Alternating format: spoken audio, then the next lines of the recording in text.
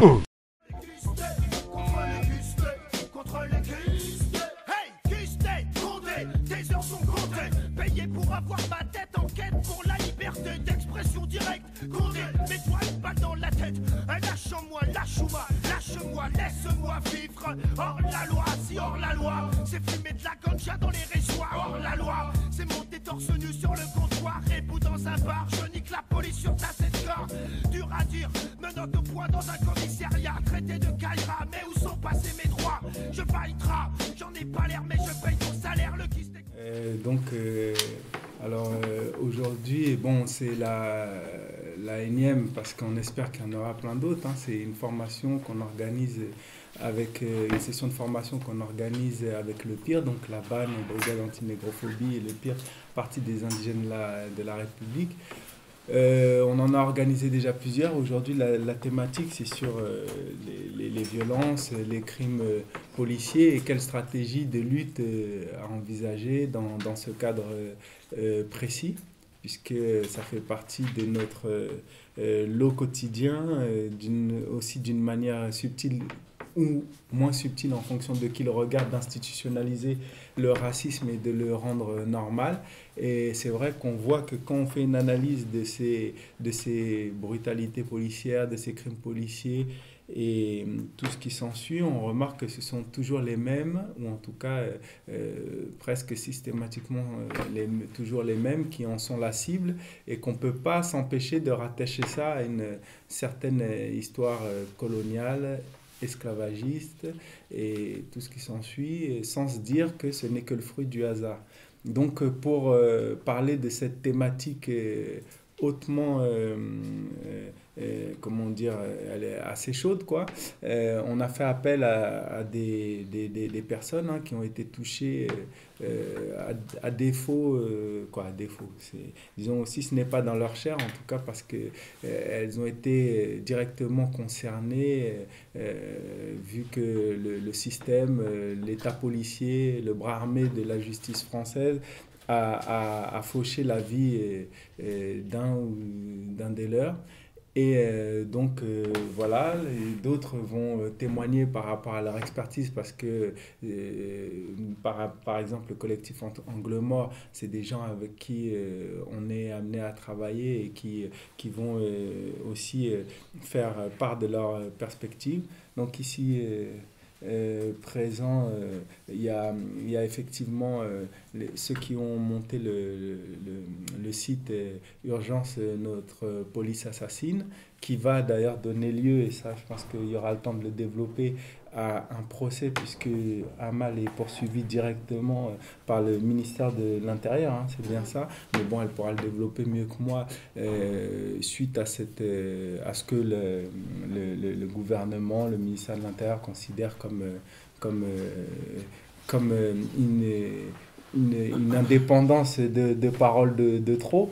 Et donc voilà, en cela on va tous la soutenir, mais c'est surtout la parole de ces familles qui ont été frappées. C'est vrai que quand ça ne nous touche pas directement, on ne se rend pas forcément compte des conséquences de cette machine à permettre l'inacceptable, mais c'est de tout ça qu'on va parler. Puis donc voilà, il n'y a pas beaucoup de choses à dire de plus, mais ensuite il y aura un échange dans la salle pour essayer d'avancer, d'élaborer ensemble des stratégies de lutte, des choses auxquelles on n'a peut-être pas pensé, mais il est clair qu'on ne peut pas laisser les choses en l'état, en sachant que Ramata m'a aussi demandé qu'il devait venir, qui elle aussi a été victime par rapport à son grand frère, à son petit frère, de la brutalité et des crimes de la police. Elle ne pourra pas venir aujourd'hui alors qu'elle devait venir, donc veuillez l'en excuser. Voilà, elle s'en excuse. Donc voilà, je vais laisser la parole à Amal qui commence. Tu veux Sauf si tu préfères quelqu'un d'autre, hein, c'est pas. Non, c'est à toi de voir. Ça va aller. D'accord. Voilà. J'en connais pas mal ici, donc je me présente, Amal Bentoutsi. Donc je suis victime collatérale Donc, mon frère a été tué d'une balle dans le dos à Noisy-le-Sec le 21 avril 2012.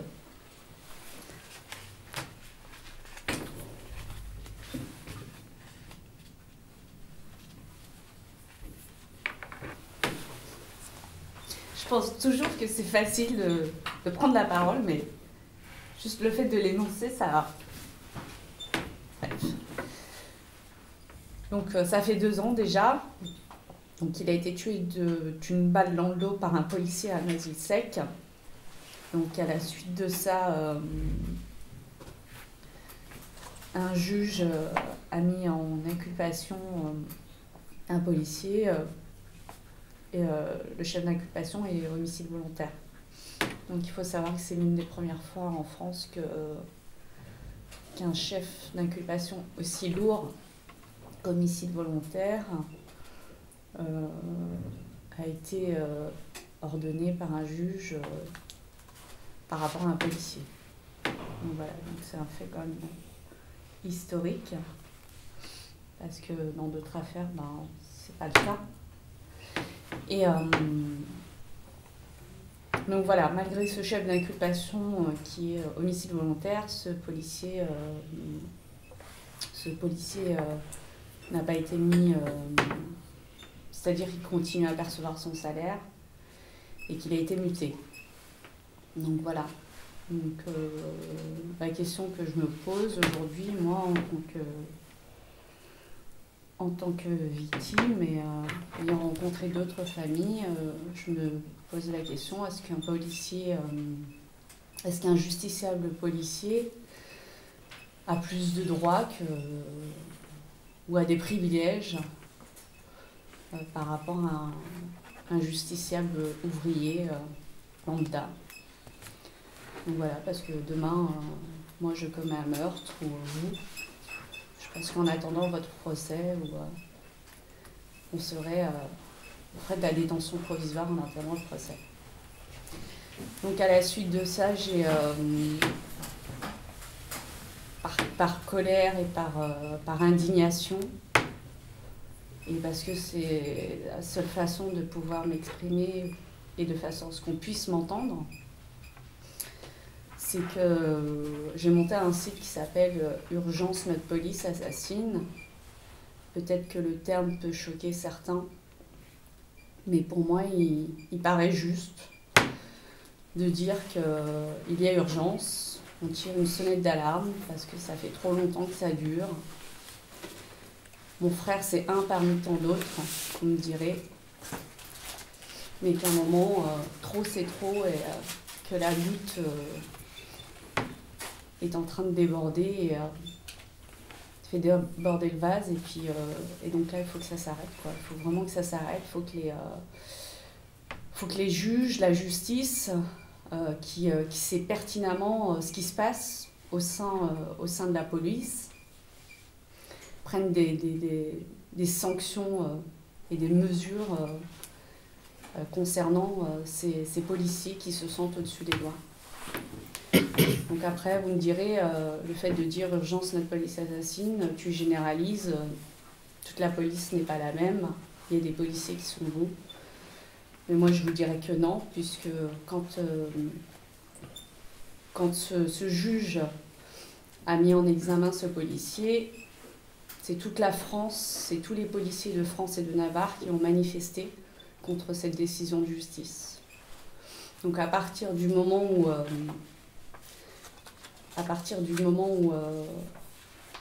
celui qui me dit mot consent. Donc pour moi, ils sont tous à mettre dans le même sac. C'est un corpus que j'assimile à une mafia bien organisée. Donc voilà, peut-être que les termes sont forts, mais c'est comme ça que je vois les choses. Et donc moi, mon seul moyen pour pas tomber dans le désespoir, parce que le désespoir, on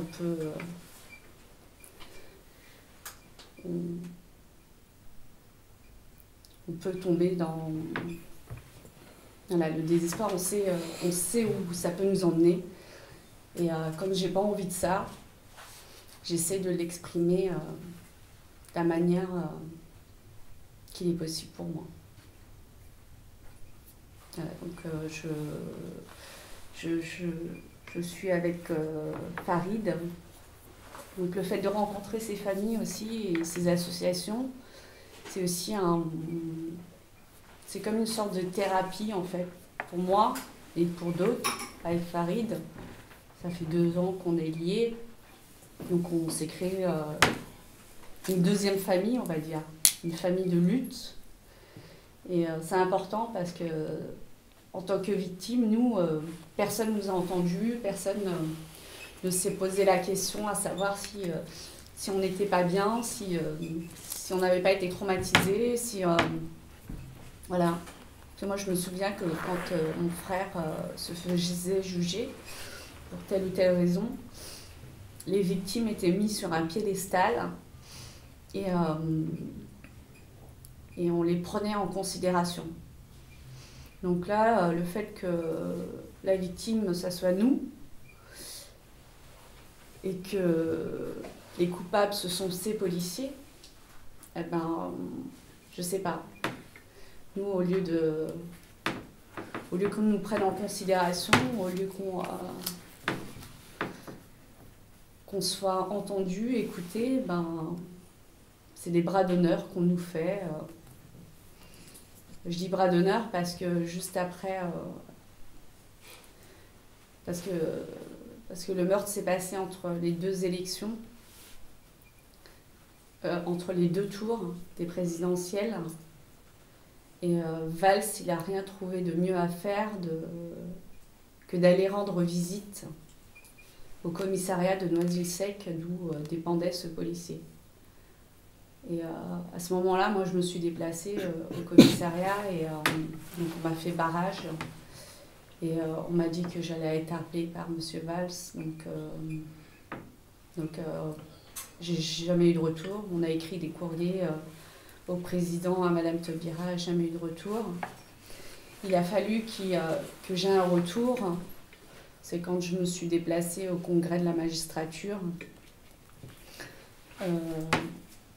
Au congrès des syndicats de la magistrature à Colmar, où je me suis fait passer pour une journaliste et je me suis autorisée à couper la parole à M. Valls. Et à ce moment-là, donc, il ne savait pas qui j'étais. Donc il pensait que j'étais un magistrat, puisque je me suis trompée de siège. Donc je lui ai coupé la parole et je lui ai posé la question. Il disait qu'il allait lutter contre ci, contre ça, contre les voyous, contre les intégristes. Et à un moment, je me suis levée, je lui ai dit « Qu'est-ce que vous faites pour lutter contre les crimes policiers ?» Et je pense que la plainte, elle vient de là aussi, puisque ça a dû le déstabiliser dans son discours. Et puis, c'est les syndicats qui l'accompagnaient. C'est vrai que ça avait choqué. Et ça ne se fait pas de couper la parole à un ministre de l'Intérieur. Donc voilà. Donc je me suis autorisée et pour moi c'était légitime que d'être à Colmar à ce moment-là. Donc voilà, donc la plainte, elle concerne... au départ, ils ont essayé de voir pour le site, Urgence Notre Police Assassine. Donc je pense qu'ils ont vu qu'ils n'avaient pas la possibilité parce que j'ai eu... la présence d'esprit d'héberger le site au Danemark. Donc, ils n'avaient pas la possibilité de pouvoir faire quelque chose. Donc, ils ont porté plainte pour les propos que je tiens dans un clip où je dis vous voulez commettre des crimes en toute impunité, sans jamais être inquiété par la justice, vous êtes violent, arrogant, méprisant. Vous les tuez sans être en état de légitime défense.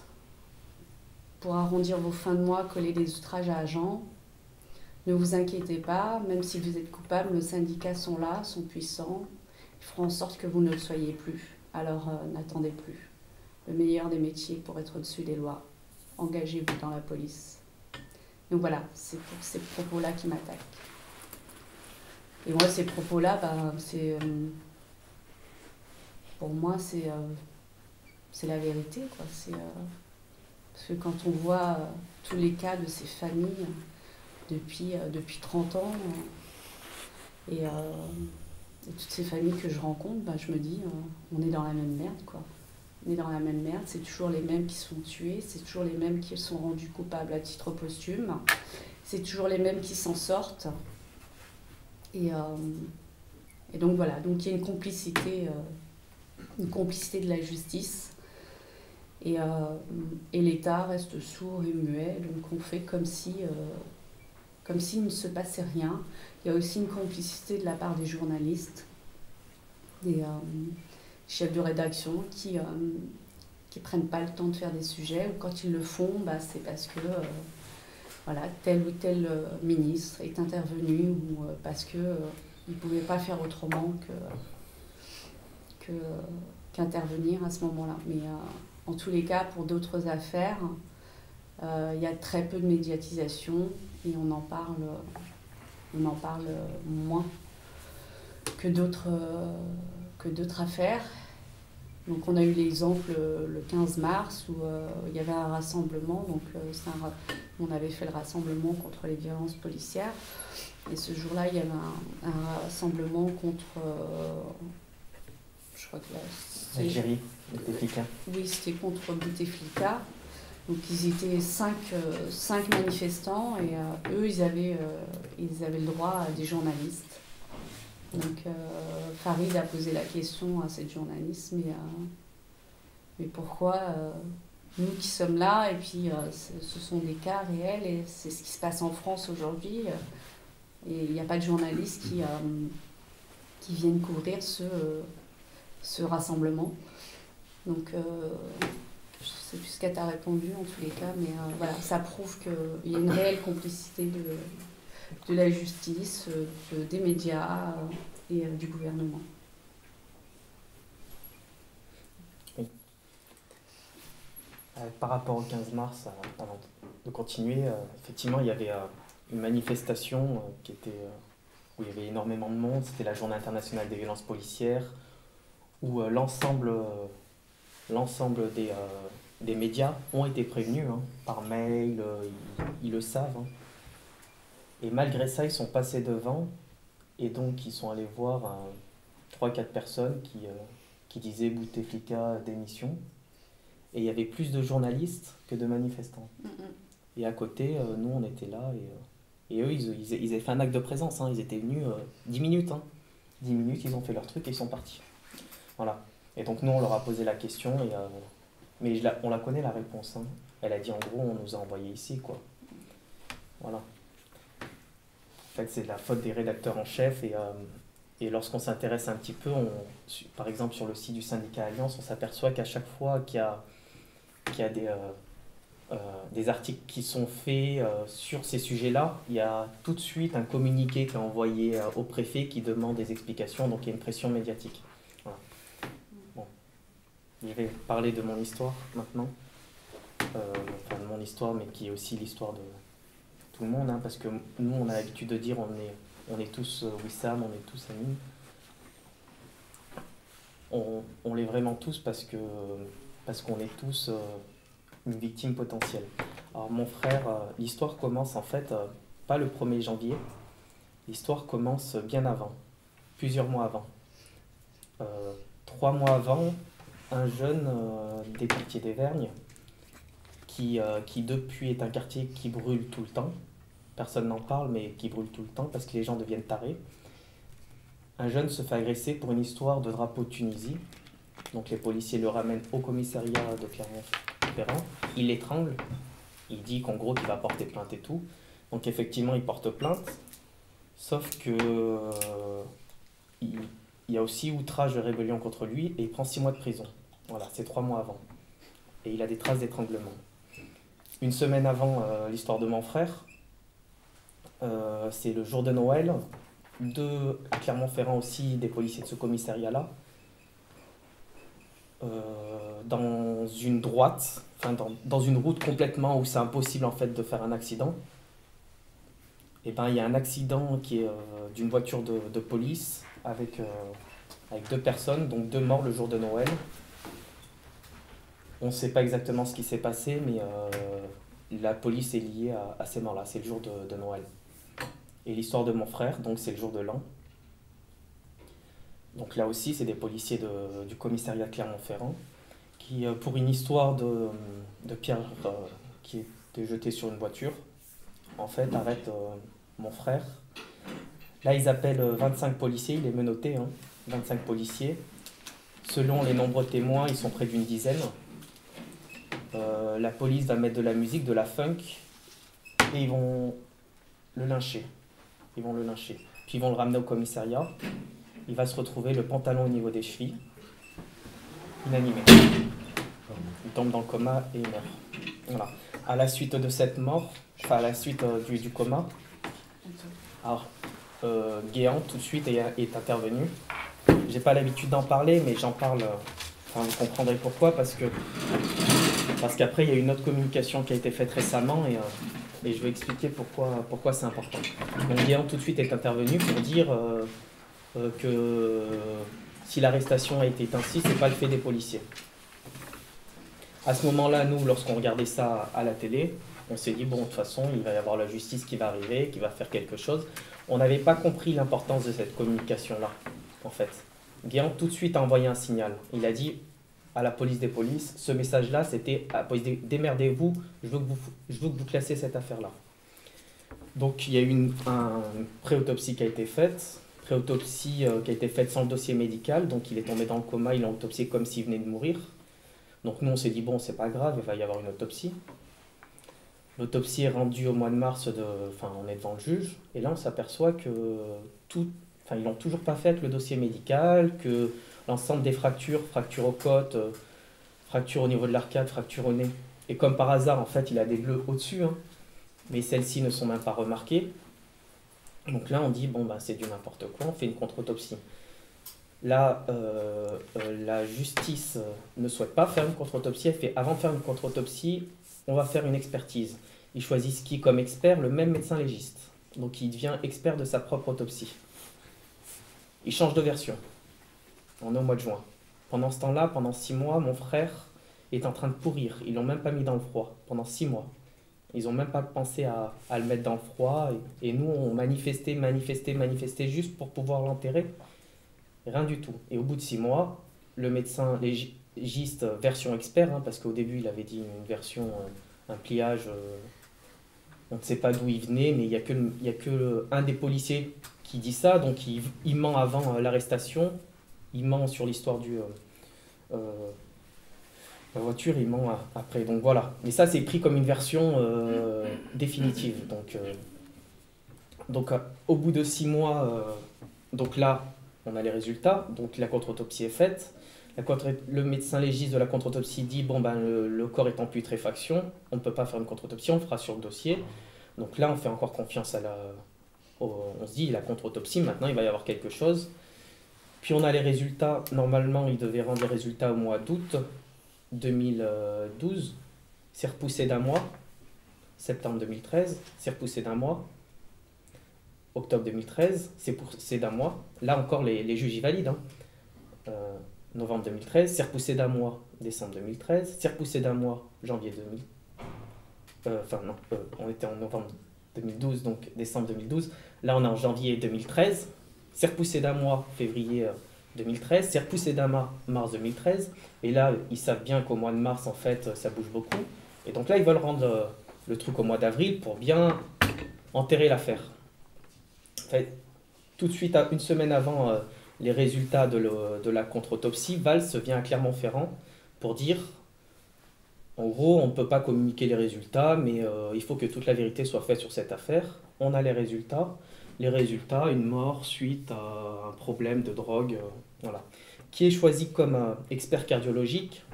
Quelqu'un qui n'est pas expert en cardiologie. Quelqu'un qui disait même dans d'autres endroits que... Alors je suis peut-être un petit peu long, mais qui disait même dans d'autres... on revoit sur Internet, hein, ou dans des magazines officiels, où il disait la cardiologie n'était pas sa filière.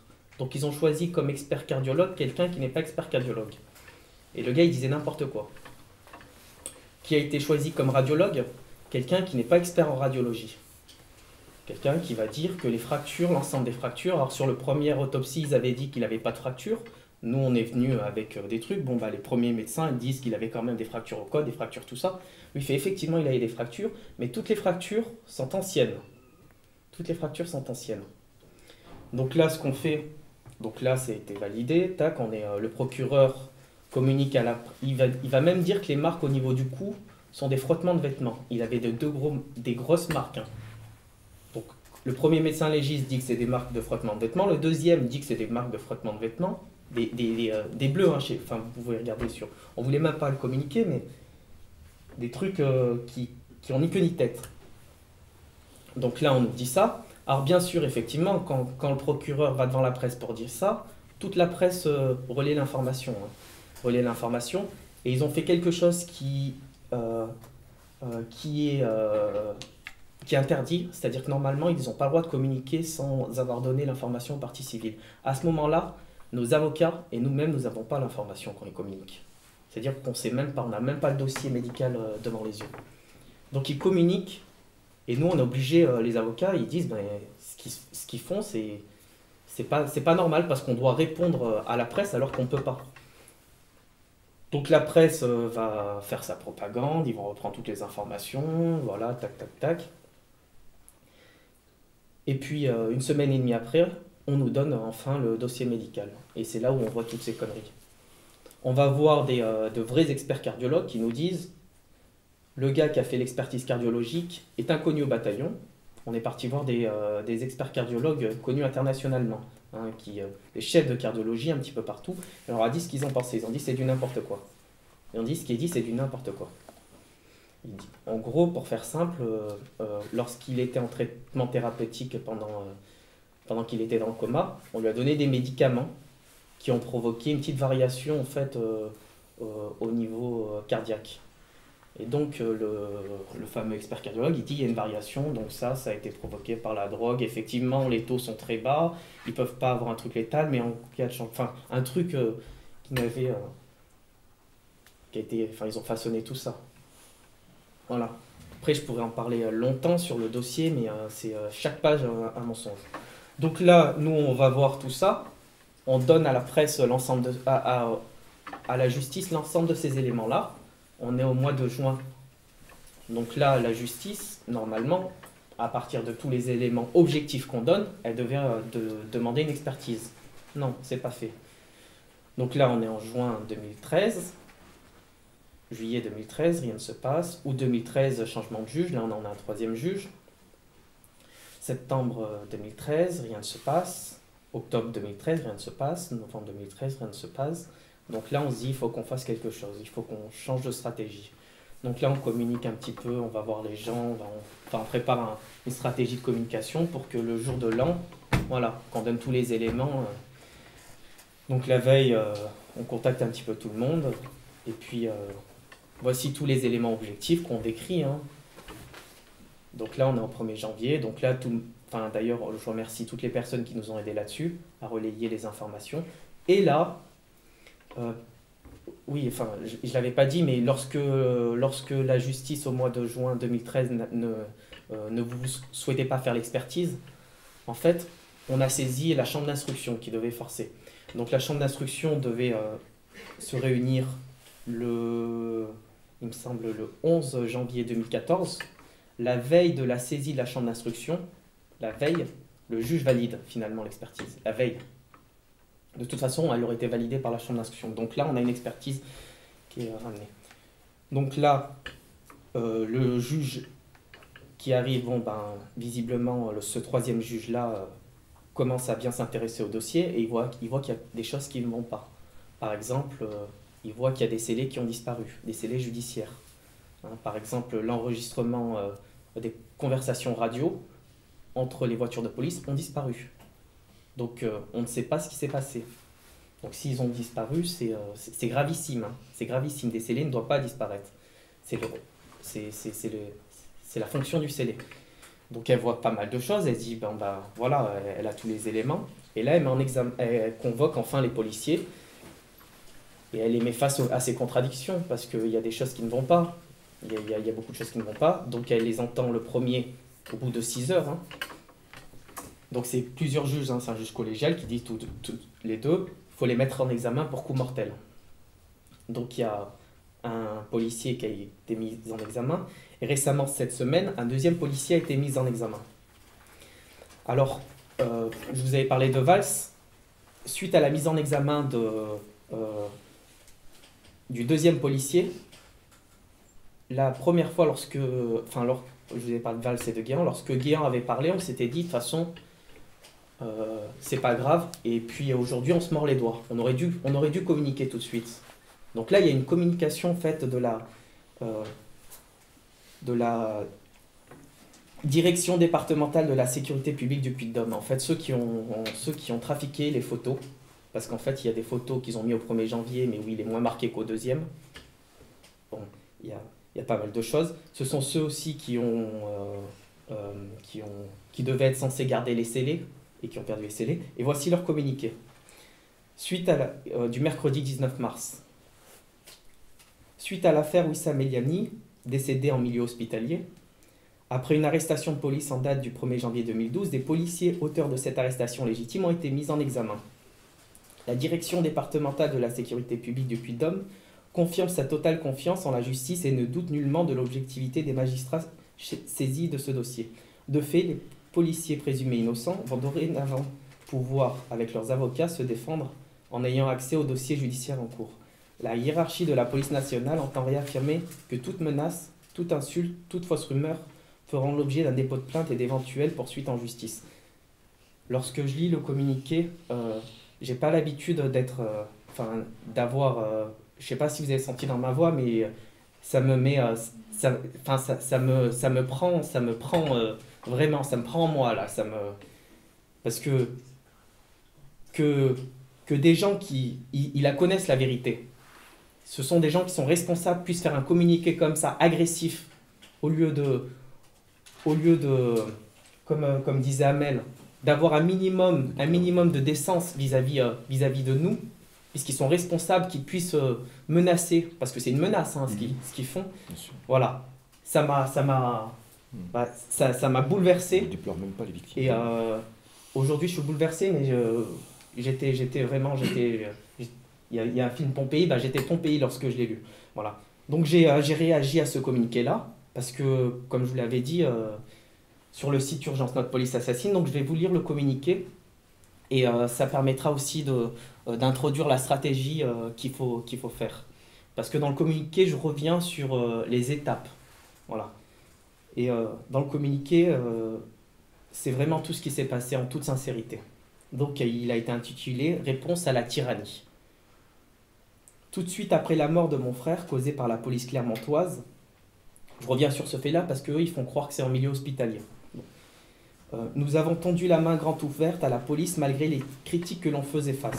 Alors, je vais communiquer en même temps. Oui, parce que pendant qu'on tendait la main à la police, on a eu aussi des critiques des nôtres, des gens qui nous mettaient des bâtons dans les roues, qui nous mettent encore des bâtons dans les roues d'ailleurs. Malgré notre haine, notre souffrance, nous nous sommes forcés à les taire et à faire de l'assassinat une opportunité pour s'améliorer dans le vivre ensemble. On croyait tellement en vous et en votre responsabilité. Je communique en même temps. On a appelé au calme lorsque mon frère s'était fait tuer. On a appelé au calme. Il y avait des gens qui voulaient tuer des policiers, qui sont venus, donnez-nous les noms, donnez-nous tout ça, on va en tuer, on va en tuer. Et nous, on a dit, nous à ce moment-là, on dit ne faites pas ça, ne brûlez pas des voitures, faites les choses bien, voilà. Faites les choses tranquillement. Faites confiance à la justice, voilà. Il n'y a pas de raison, c'est tellement gros, il y a des témoins, il y a des marques, il y a tout. Faites confiance.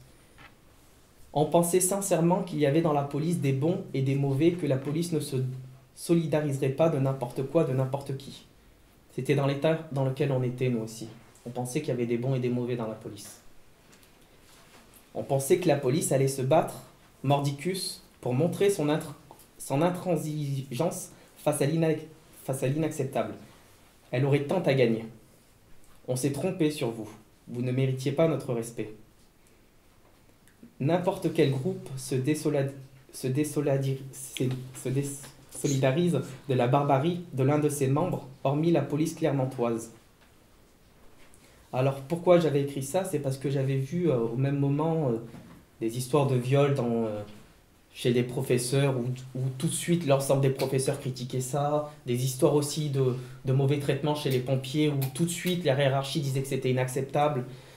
lorsqu'on s'intéresse au sujet, on s'aperçoit que dans tout groupe, finalement, il y a toujours des gens qui critiquent la barbarie. Il y a juste que dans la police, en fait, où on ne critique pas la barbarie.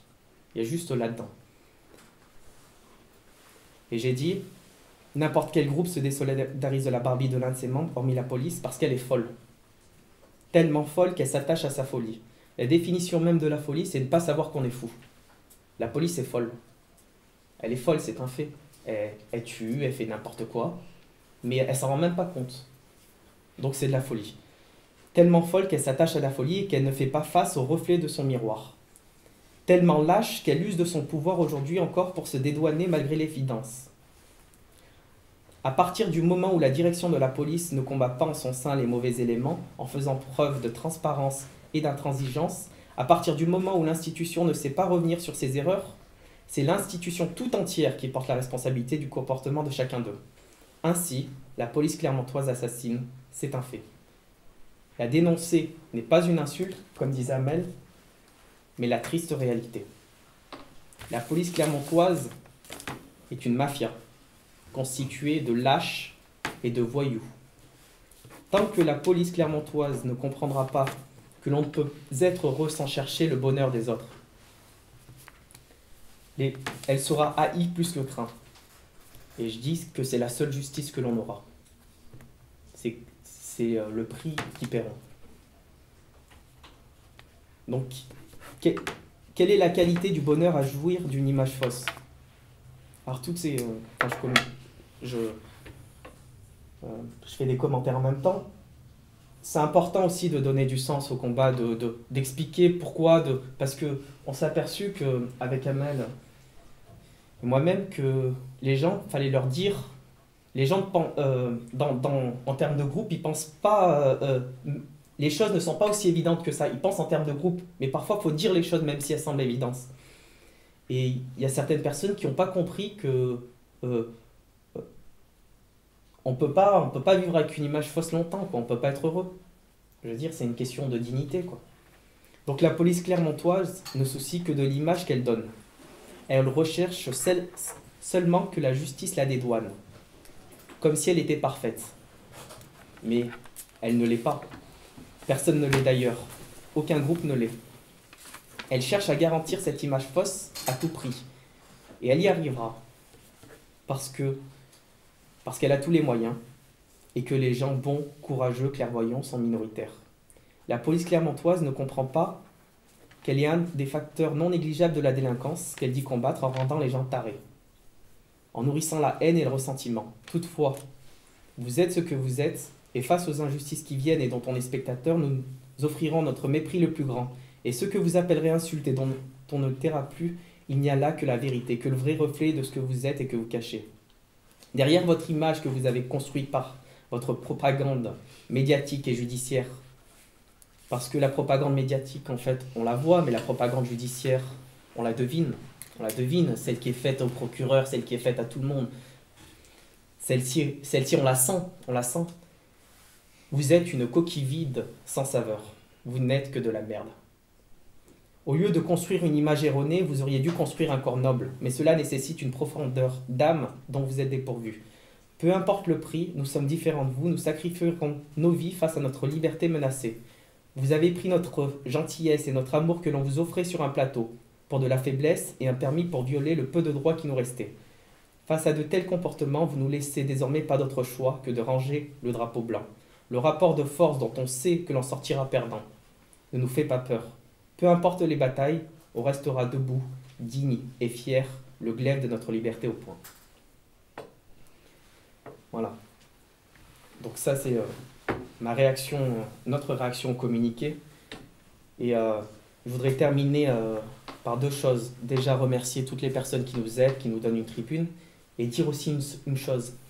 Face à ce qui arrive, quand on parlait de stratégie, il y en a 3. La première, c'est se faire du mal lorsqu'on est victime de tout ça, de cette injustice-là. La deuxième, c'est faire du mal aux autres. Et la troisième, c'est se battre. C'est se battre. Et faire du bien à tout le monde. Donc là, c'est ce qu'on essaie de faire. Ils ne le savent pas, mais finalement, on rend service à la police par notre combat qu'on fait. On rend service aussi aux gens et on se rend service à soi-même.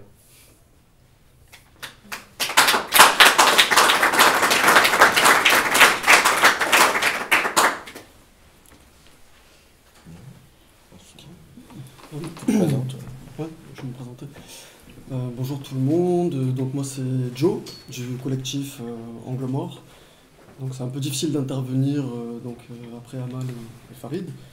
Et voilà, je sais pas, en tout cas la communication de Farid, elle est claire, elle est émouvante, elle est forte.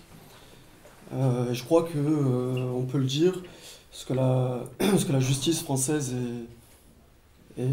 quand elle couvre la police, quand on est dans des situations de crimes policiers, la seule chose qu'elle a à nous dire, c'est liberté, égalité va te faire niquer. Voilà. Alors pourquoi je dis ça? Parce que c'est citer des rappeurs, hein, voilà, et c'est aussi le titre d'un article qu'on va diffuser dans la semaine, normalement demain ou après-demain, sûrement sur le site internet du Parti des Indigènes, et qu'on signe avec la brigade anti-négrophobie. Et d'ailleurs, on remercie les deux organisations de nous inviter aujourd'hui. Et on le titre, et voilà, pour parler et continuer à diffuser de l'information sur une autre affaire qui n'est pas un crime policier, qui est de la violence policière. Voilà, par rapport à la famille Saounera qui a été agressée à Garges-les-Gonesse le 17 octobre 2013. Leur procès, la deuxième audience a eu lieu vendredi dernier. Et donc, on a fait un compte-rendu d'audience qu'on va faire circuler pour faire circuler l'information, parce qu'on considère, et on est d'accord là-dessus, notamment avec Franco, que les crimes policiers sont des violences policières qui dégénèrent. Voilà. Donc, potentiellement, à partir du moment où il y a intervention de la police, elle est dans des circonstances en général assez floues, ça peut dériver, ça peut déraper, et ça peut donner des crimes policiers. Or, comme on le rappelle à chaque fois, la peine de mort en France a été abolie, et à chaque fois qu'un crime policier est commis, on rappelle, hein, c'est sur des personnes non armées ou non menaçantes. Donc à chaque fois qu'il y a un crime policier qui est commis dans ces circonstances-là, c'est la peine de mort qu'on rétablit. Voilà, donc je vais commencer la présentation en vous donnant quelques chiffres. Voilà, en fait, si vous voulez, en France, vous avez à peu près par an, c'est une moyenne, 10 à 12, on va dire une dizaine de personnes qui meurent dans les mains de la police. Et ça, c'est pas des chiffres officiels, parce qu'en fait, il n'y a aucun rapport qui existe. Il n'y a aucun rapport, que ce soit du ministère de l'Intérieur ou que ce soit d'autres administrations, et il n'y a aucun rapport, évidemment, sur les morts en prison, par exemple, voilà, par rapport à l'administration pénitentiaire. Donc, une moyenne de 10 par an. Qui est-ce qui dit ça? C'est Maurice Rachfus, que certains ont peut-être lu voilà, dans la salle. C'est aussi, sur la partie historique, je vous renvoie au livre « Ranguéné on arrive » de Mognis Abdallah, qui fait un véritable travail de mémoire sur les crimes racistes et sécuritaires et les crimes policiers. Et où là, vous aurez vraiment des exemples concrets dans les années 70, 80, 90, pour vous dire que les crimes policiers, ça ne date pas d'aujourd'hui, évidemment. Il y a un travail historique, il y a un travail de mémoire qui est fait plutôt par des personnes impliquées, qui ont été touchées personnellement ou qui se considèrent militantes contre les crimes policiers. Donc il y a un véritable travail de mémoire. Et on commence petit à petit à avoir une vision à peu près claire sur les 50 dernières années. Et comment ils font? C'est les articles de journaux, c'est ce qui est raconté dans la rue, voilà, dans les quartiers. Donc évidemment, c'est pas de la presse officielle, mais qui délivre des informations beaucoup plus importantes à mon avis. Par exemple, donc une moyenne 10 à 12 morts par an, mais en 2012, c'était 18 personnes. Donc il faut réaliser que c'est quand même 1 à 2 personnes par mois, hein.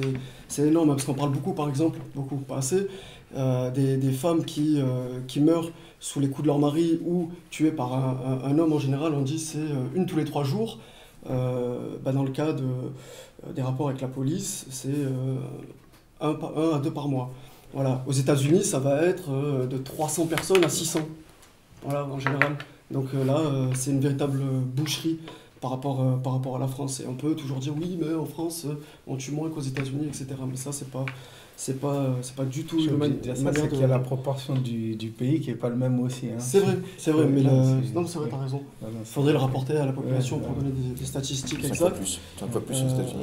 Et de voilà. toute façon, c'est pas parce que c'est pire Non, ailleurs non, que non, c'est c'est plus juste. légitime. Hein. Ouais, non, c'est clair. C'est non. juste pour donner des Faut ordres de considérer, grandeur en voilà, volume, Voilà. Ouais. voilà, C'est juste pour ça. du nombre de personnes qui meurent dans les mains de la police, en tout cas de ce qu'on a pu recenser, parce qu'évidemment, on n'a pas toutes les infos. Si on fait un rapport, excuse-moi, Ouais, bien sûr. 5 fois plus d'habitants, 5 fois plus d'habitants, bon, 300 millions.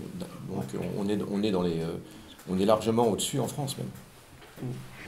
Avec une centaine. Ouais. Avec une centaine. 300 aux États-Unis. Donc, et évidemment, on parle là donc que des personnes qui sont décédées, on ne parle pas des personnes blessées par la police, donc ce qui ouvrirait encore un champ à étudier. Il y a un profil type, évidemment, enfin évidemment, même si tout le monde peut être touché par les violences policières, il y a quand même ce profil type où on retrouve en général, c'est un jeune homme, type, on va dire, pour parler comme les flics, maghrébins ou africains. Pendant longtemps, et Samognis Abdallah le dit dans son livre, ils étaient de nationalité algérienne, et donc il fait des liens aussi avec la guerre d'Algérie, qui a un héritage, notamment dans la conscience, dans l'esprit de la police, sur la figure du criminel ou du criminel potentiel. Donc un jeune homme, entre 20 et 35 ans, et en général originaire d'Afrique. Sur le nombre d'affaires de policiers devant la barre, il y a Bastamag sur internet qui a fait un très très bon article où ils ont recensé, ils ont fait un gros travail de recensement et où ils citent 130 affaires où des policiers ont pu être mis en cause et sur 130 affaires, seuls 5% des policiers ont été véritablement condamnés.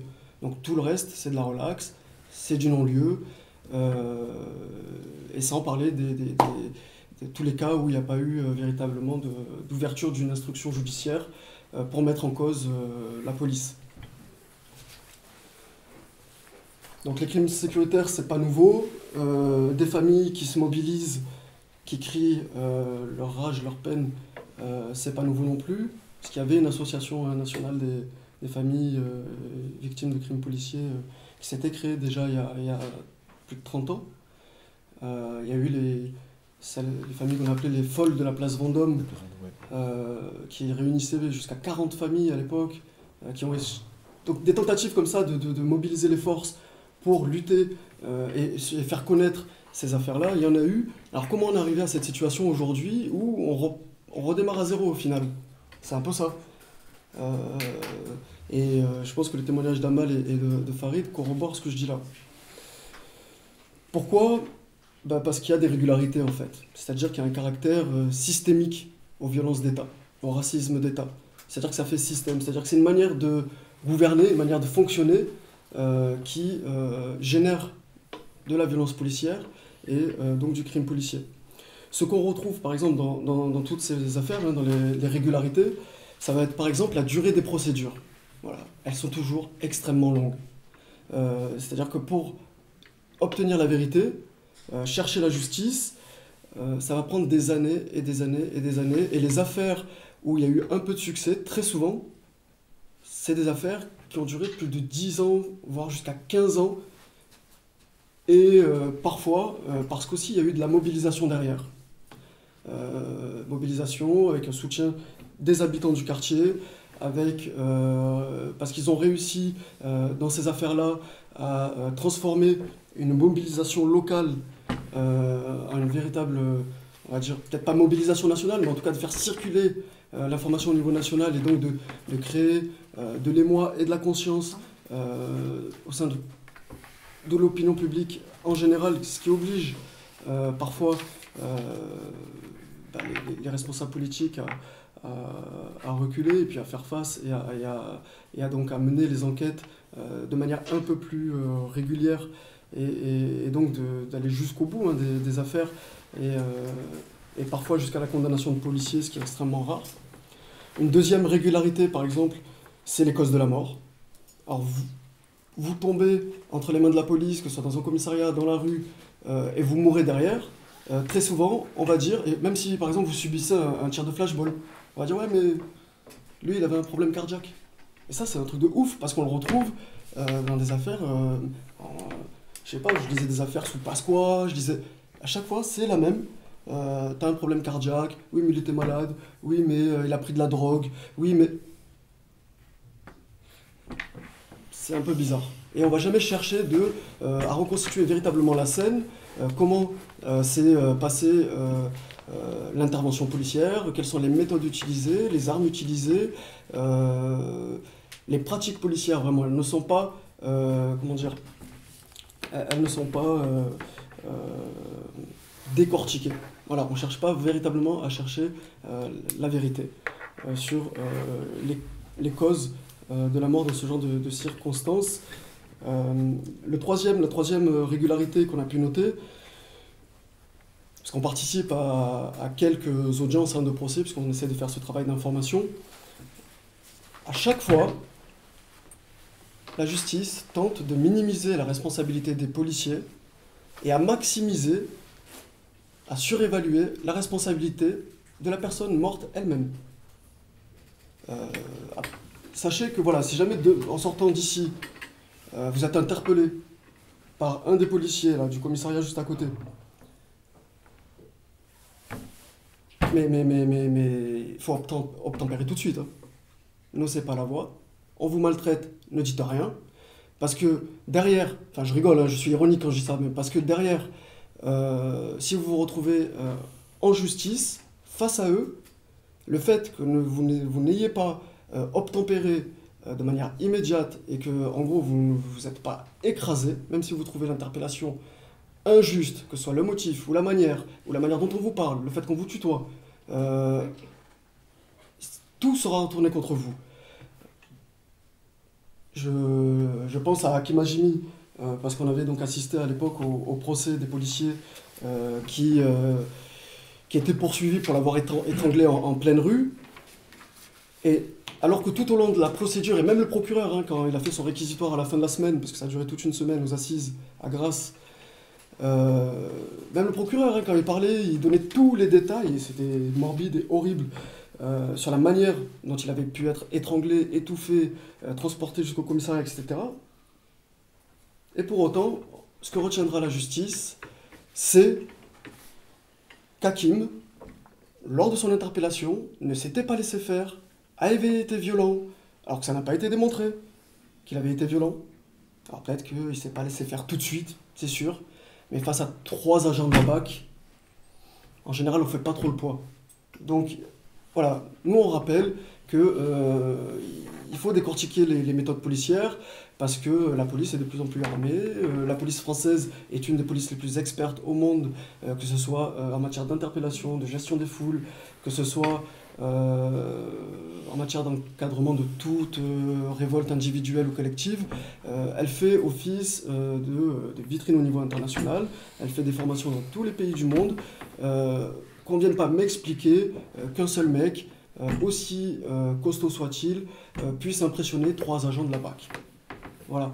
Donc, bon bref, pour vous dire que dans les procès, on minimisera la responsabilité des policiers, en ne cherchant pas trop à comprendre ce qui s'est passé véritablement sur la scène du crime, et qu'on maximisera la responsabilité de la personne qui est décédée.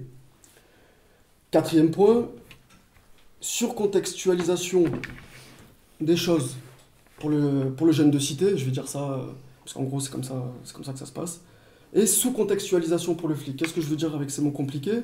C'est que dans un procès, si vous êtes impliqué, si vous êtes un jeune de quartier, on va rappeler que vous venez d'un quartier chaud, qu'il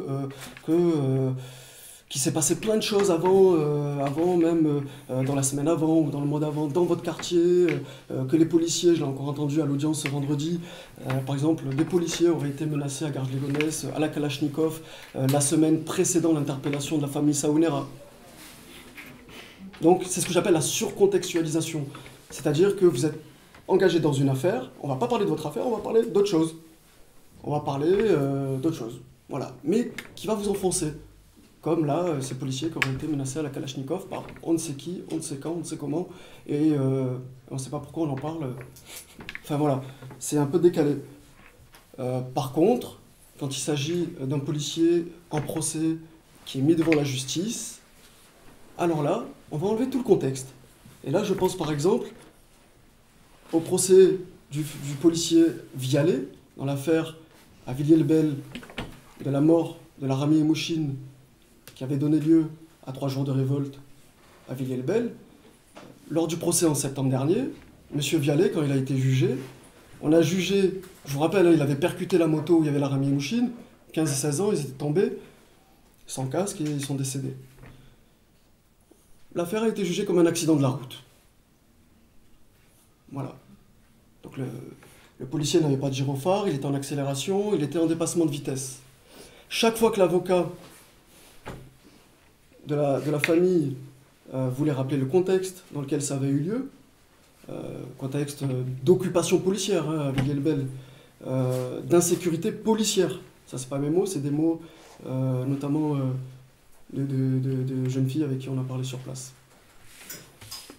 Ça on n'en parlera pas, c'est-à-dire les insultes quotidiennes, c'est-à-dire les coups de pression, les qu'est-ce que tu fous ici, rentre dans ton quartier, alors que toi tu as envie d'aller au centre-ville, mais t'as rien à faire au centre-ville, tu vas aller voler, tu vas faire quoi?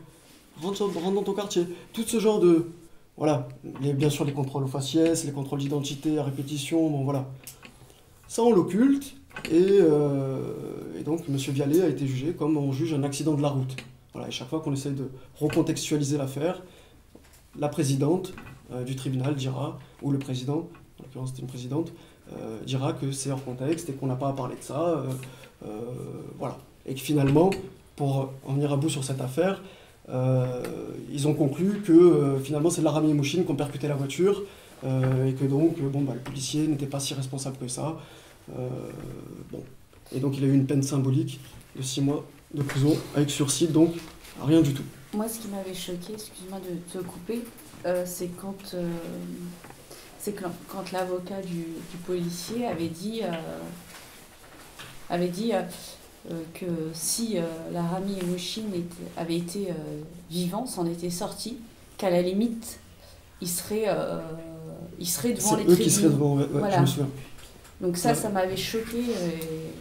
Et qu'à la limite, il fallait se contenter... que la famille devait se contenter de ce procès, qu'à la limite, la justice était encore clémente par rapport à ça et par rapport à l'indemnisation qu'il allait avoir, et que parce que ça avait choqué, et parce que ça avait choqué, je sais plus les termes qu'il avait utilisés, mais en tous les cas, moi, j'ai trouvé ça scandaleux, quoi. J'en étais dégoûtée, je suis sortie, et voilà. Surtout qu'ils disent ça face aux parents, quoi. Aux parents qui sont présents. Ouais. Que s'ils avaient été vivants, et à la limite, ce serait eux qui seraient à la place des policiers, quoi. Et qu'il fallait qu'ils se contentent de... Voilà, c'est grave. Donc la 5e régularité qu'on a pu constater, c'est la rareté des peines infligées donc, aux policiers impliqués dans ce genre d'affaires. Et quand elles sont rares, elles sont souvent symboliques. Donc voilà, ça équivaut à quasiment aucune peine. 6e point, la crédibilité des témoins. C'est-à-dire que si vous arrivez dans une affaire et que vous avez des témoins, selon que les témoins sont du côté de la police ou du côté de la victime, leur discours sera plus ou moins crédible. Et donc, par exemple, encore dans l'affaire Hajimi, puisque c'était une affaire assez complète, on va dire, il y avait une dizaine de témoins et avec des personnes même qui travaillaient au quotidien avec la police, donc qui n'étaient pas soupçonnés d'être anti-flics ou quoi que ce soit. Chaque fois qu'ils témoignaient, chaque argument qu'ils pouvaient apporter, on voyait la réaction. Alors, l'avocat de la police, on le comprend, mais de la présidente du tribunal, on le comprend un peu moins. À chaque fois, ils étaient interrompus, leurs paroles n'étaient pas vraiment prises en compte, et au final, dans le verdict, c'est comme s'ils n'avaient pas été là, quoi. Et on l'a encore vu, là, à l'audience de la famille Sawenera, vendredi dernier, où un témoin, un voisin, qui avait assisté à toute la scène de l'interpellation ultra-violente, son témoignage, en gros, La présidente, elle l'a fait abréger, quoi. Allez plus vite, parlez plus vite, soyez plus clair. Alors que quand on est devant la juge, ça met la pression quand même. Elle vous met une pression supplémentaire, histoire que vous bafouillez, que vous soyez confus, et puis qu'on passe à autre chose. De toute façon, finalement, les témoins dans ce genre d'affaires, même si vous en avez, malheureusement, bon, il faut qu'ils viennent, malheureusement, attendez-vous à ce qu'ils ne soient pas véritablement entendus, et que leurs paroles ne soient pas véritablement crédibles pour la magistrature. Sixième point, la connivence flagrante entre les magistrats et la police. On le voit dans les procès. Souvent, la plupart du temps, la présidente du tribunal va pas chercher à fouiner, par exemple, quand un policier parle, va pas demander le détail de ce qu'il dit ou essayer de le faire le titiller, le faire se contredire, essayer de chercher la contradiction, comme elle va faire par contre avec la victime. Ah bon, vous avez déclaré ça dans la déposition d'il y a 2 ans, mais là vous déclarez autre chose. Comment ça se fait? Alors quand un policier déclare 2 choses contradictoires, on va dire, et qui va répondre, parce que souvent c'est leur stratégie, et peut-être que c'est une stratégie à adopter aussi, de dire, en général, les policiers ne se souviennent de rien. Ils disent, on est intervenu, tout est allé très vite, je ne me rappelle plus. On appelle ça l'amnésie policière, c'est un mal qui existe, qui est répertorié dans les manuels de médecine. Alors vous arrivez devant la juge et vous lui dites, madame, j'ai tout oublié, vous allez au cachot. Voilà. Un policier, il a tout oublié, bon, il était dans le cadre de ses fonctions, il n'a pas à subir... Elle va comprendre parce que les circonstances datent, parce que je me souviens dans le procès de Villiers-le-Bel, c'était ça. Oui, je comprends que vous essayez de nous expliquer, mais je peux comprendre que les faits remontent à très longtemps, que vous n'ayez pas tous les souvenirs en détail. Et moi, je me souviens, quand mon frère comparaissait, il avait le malheur de ne pas se souvenir. Ah oui, mais comment ça, vous vous souvenez pas? Hein, c'était pas le même ton qui était utilisé. C'est pas le même ton. Après, on peut dire que c'est moi qui juge, mais je trouve qu'il y a des regards complices. Ils se comprennent. Et comme le disait l'avocat de la défense de la famille Saounera la vendredi, comment une magistrature va condamner des policiers avec qui elle va travailler le lendemain matin. Donc, en fait, si on réfléchit même en termes de vie personnelle, quotidienne, oui, ils vont se rencontrer, ils vont travailler ensemble dans les semaines à venir. Donc ils ont intérêt à être en bonne entente. Voilà. Bon. 8e point, les victimes ont le même profil. Bon, ça, je l'ai cité au début. 9e point, la place des éléments techniques et de l'expertise. Les éléments techniques, parce qu'on est dans une société où on prône la vidéosurveillance, où on prône un certain nombre de techniques. Sachez que en général, quand un policier est impliqué, on ne retrouvera jamais la bande vidéo qui peut être soit sur la place publique, parce que les places publiques sont de plus en plus filmées, donc en général on se dit, bon, on va retrouver la cassette pour revisionner la scène. Bon, en général on n'arrive pas à avoir accès à la vidéo, et même parfois les avocats vous disent de lâcher l'affaire tout de suite, quoi, que c'est même pas la peine, et qu'on ne peut pas mener une bataille là-dessus. Alors quand ça se passe dans les commissariats, encore plus difficile. Alors que la vidéo sera utilisée contre vous si jamais les policiers en disposent, et ça sera un élément très fort dans le cas d'un procès contre vous. Donc je pense à la vidéo, et puis même sur la vidéo, je pense qu'il ne faut pas l'idéaliser, parce qu'on a pu le voir, que ce soit à Jouer les Tours l'année dernière, ou que ce soit là le 4 mars, il y a une vidéo qui a été diffusée sur BFM et qui est sur internet. Un monsieur de 65 ans qui a été frappé assez violemment par des policiers, et ça a pas mal tourné, voilà. Bon, ça entraînera pas de condamnation a priori. À Jouer les Tours, en tout cas, les policiers n'ont pas été traités, il y a eu un non-lieu. Donc même là, avec la vidéo, on va dire que c'est vous qui avez été violent, et on va essayer, voilà, finalement d'excuser, et ça, Mognis Abdallah en parle pas mal, il parle d'homicide excusable. Il y a des homicides excusables. Finalement, on va trouver les moyens de justifier les pratiques qui ont conduit à la mort d'un citoyen, parce que si on parle dans leurs termes, c'est quand même un citoyen. Hein, bon, voilà. Et rappeler que à chaque fois qu'on félicite, par exemple, la police, je sais pas, d'avoir sauvé un enfant ou quelqu'un, on dit c'est l'État qui a sauvé cette personne, hein, c'est le rôle de l'État. Donc je ne vois pas pourquoi, chaque fois qu'un policier ou un groupe de policiers tue, est impliqué dans un crime, pourquoi ce n'est pas l'État qui porte la responsabilité de ce crime. Donc place des éléments techniques, technologie, nouvelles technologies, mais aussi de l'expertise. C'est-à-dire que même si vous mobilisez des experts, attendez-vous, et on l'a vu par exemple avec Farid dans sa description, assez longue à chaque fois, sur les expertises, les contre-expertises. Même avec les experts, ça va être difficile de vous défendre. Voilà. Soit parce que l'expertise tient pas la route, soit parce que l'expert devant le juge, encore une fois, sa crédibilité va être remise en cause. Alors que, on l'avait vraiment vu, par exemple, dans l'affaire de Laramie et Mouchine, où l'expert a décortiqué le moteur du véhicule, la vitesse, etc. Il a tout donné, tous les éléments. Le procureur a été très fort pour argumenter et dire que l'expert qu'on avait en face de nous disait n'importe quoi. Donc ça, c'était génial, parce que la parole de l'expertise, qui est quand même sacro-sainte en général, on ne peut pas la remettre en cause, c'est l'expert qui l'a dit. Quand ça va contre la police, en général, on trouve les arguments pour déqualifier l'expert. Donc ça, c'est quand même une régularité. Dernière régularité, la stratégie médiatique. La stratégie médiatique, que ce soit des syndicats de police ou que ce soit du gouvernement, ministère de l'Intérieur, elle va être de deux types. Soit l'étouffement, on n'en parle pas, personne n'en parle. Soit la mythomanie. Et ça, on l'a bien vu. On va parler, la victime va être un délinquant. Alors si vous avez un cas judiciaire, vous êtes mort d'avance. Mais bon, même si vous n'êtes pas délinquant, vous serez délinquant. Enfin voilà, bon. Connu des services de police. Connu des services de police. Défavorablement, pardon. Connu voilà, défavorablement. On vous créera un profil type du délinquant ou du criminel qu'on aime bien envoyer en prison. Et pour imprégner dans la tête de la population, finalement, l'idée que vous avez eu ce que vous méritiez. Voilà.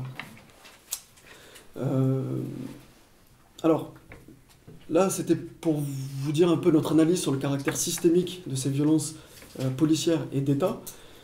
Je vous renvoie vers un autre très très bon livre, La domination policière, une violence industrielle, où là, l'auteur Mathieu Rigouste décortique justement les pratiques policières depuis 30 ans, avec des exemples concrets, où il vous explique comment la police elle a évolué depuis 30 ans. Pour vous le faire très rapidement, parce que ça serait bien qu'on engage la discussion entre nous, Mathieu Rigouste nous dit plusieurs choses. Pourquoi cette violence est industrielle finalement?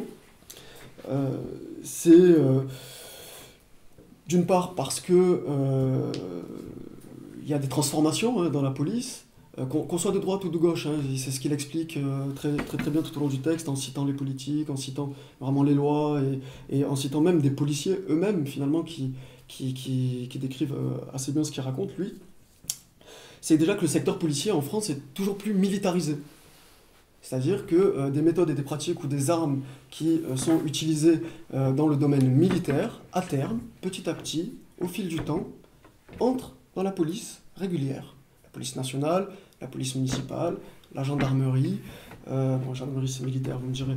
Mais on a vu, il fait l'histoire des flashballs, par exemple, comment les flashballs, les tasers sont devenus des armes légitimes, alors que il y a 30 ans, ça aurait été un scandale de donner ce type d'armes à la police. Et puis une fois que vous avez donné par exemple un flashball aux policiers, au début vous leur dites, comme consigne, vous n'avez pas le droit de tirer, puis au bout de quelques années,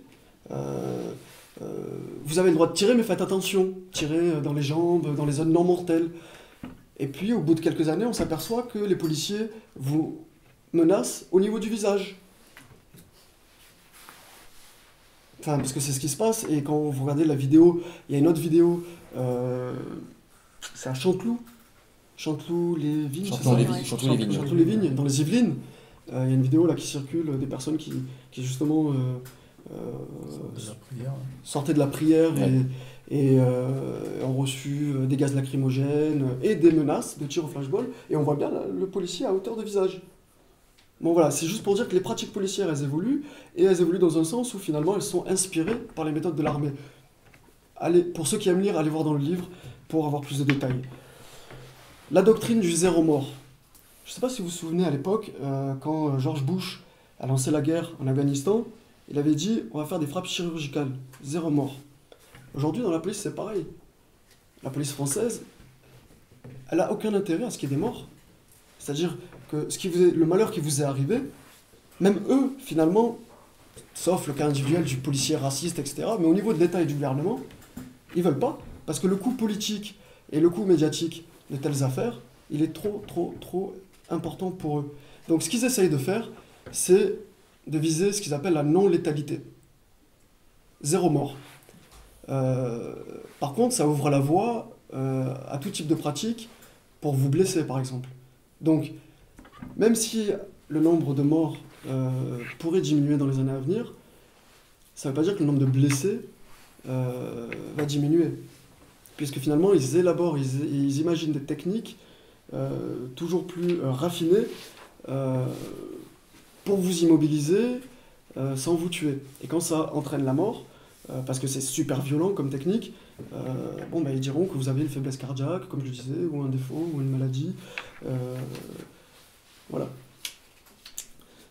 Troisième point de la violence industrielle, c'est l'idée que la police, les armes de la police, leurs pratiques, forment ce qu'on appelle un marché de la coercition, un marché économique, un business, pour le dire simplement. C'est-à-dire que la France revend des armes et revend des techniques policières à l'étranger. Et finalement, ce qui a pu se passer, par exemple, à Villiers-le-Bel, quand ils ont fait intervenir je ne sais pas combien de brigades, la BRB, la BRI, les hélicoptères, les compagnies de CRS de tout le département, avec des départements d'à côté, les techniques qu'ils mettent en place à ce moment-là, eux, derrière, quand ils font des forums, parce qu'il faut imaginer que les policiers participent à des forums où chacun va avoir son stand et va dire voilà moi comment je fais pour intervenir dans les quartiers populaires, voilà comment l'autre il fait, ils échangent des techniques, ils échangent des cartes de visite, ils échangent, c'est ça, hein. Et derrière ils font aussi du business, donc chacun revend sa technologie, son arme, voilà. Juste pour information, de couper, l'un des deux policiers mis en examen est formateur de police dans notre affaire, c'est-à-dire que c'est quelqu'un qui forme. Il a tué alors qu'il est censé former les policiers. Voilà. Et donc, pour terminer, quelle stratégie de lutte face à tout ça ? Tout d'abord, je dirais la circulation de l'information. Ce qu'on essaye de faire avec le collectif Angle Mort ou avec la brigade, par exemple. C'est-à-dire compte rendu d'audience, organiser des forums comme aujourd'hui, organiser des concerts pour donner d'autres formes aussi aux luttes et à la diffusion de l'information, organiser des repas, des événements, des disques. Par exemple, vous verrez, il y a la compilation pour Villiers-le-Bel, pour les prisonniers de Villiers-le-Bel, là, sur la petite table à côté. C'est d'autres manières d'impliquer les rappeurs aussi dans ce genre d'affaires.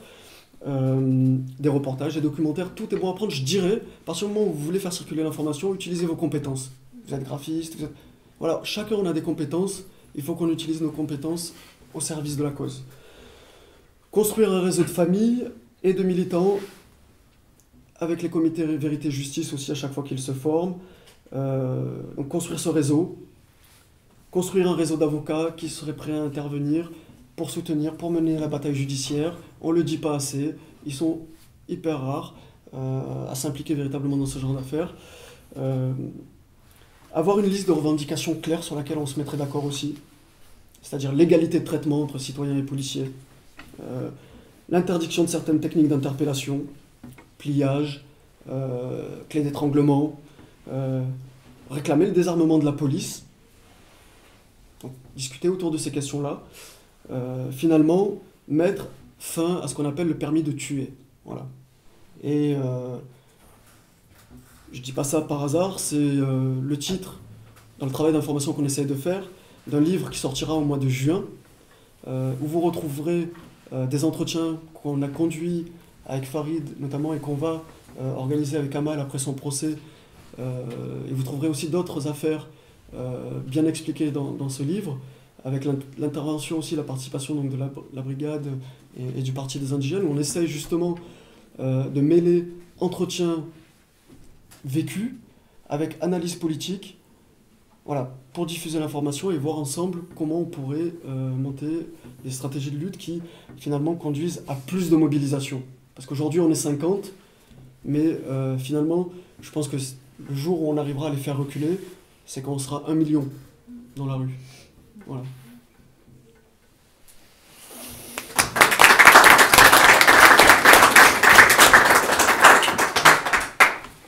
Merci de cette excellente mise au point et mise en perspective. Donc voilà, Youssef Boussouma, je vais faire une intervention en 2 temps. D'abord, en tant que membre du collectif Aliziri, enfin le pire est membre du collectif Aliziri d'Argenteuil, donc faire un petit point sur la situation aussi de cette affaire. Et puis ensuite, donner un point de vue sur le thème, évidemment, quelle réponse à ces violences. Donc concernant l'affaire Aliziri, donc merci d'abord à vous d'être là, merci aux frères de la BAD, merci à Amel, à Farid, à Jo, voilà. Et en ce jour d'élection en plus, hein. Et dans un endroit qui est ô combien symbolique, puisque nous nous trouvons à côté du musée de la police, qui est exactement de l'autre côté de la rue, et où se trouvent toutes les archives que vous pouvez consulter sur nombre d'affaires. Mais malheureusement pas sur les affaires qui nous préoccupent justement.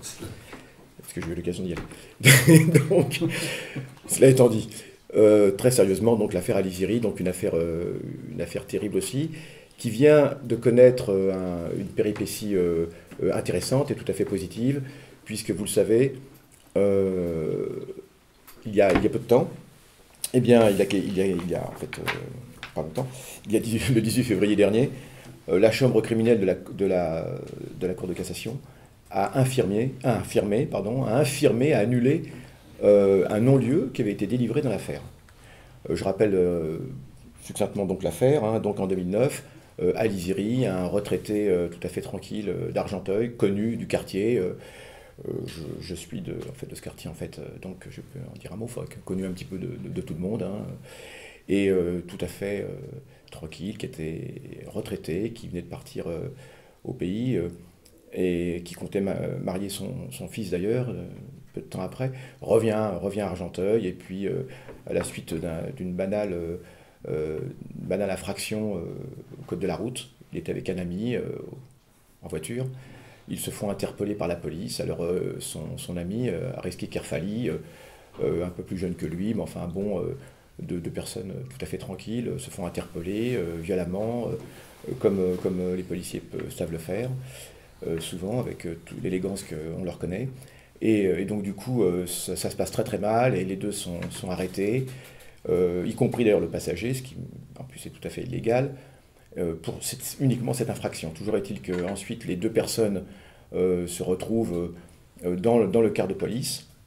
Et bon, on ne va pas revenir sur les détails, mais toujours est-il que Kerfali va tomber dans le coma, hein, à la suite de coups qu'il a reçus, donc Areski Kerfali, donc il ne sait pas entre autres ce qui s'est passé pour son copain, Aliziri. Quant à Aliziri, lui aussi est roué de coups, donc il s'agit de trois jeunes policiers, 2 hommes et une femme, qui s'occupent de ces personnes. Toujours est-il que Aliziri sera conduit au commissariat.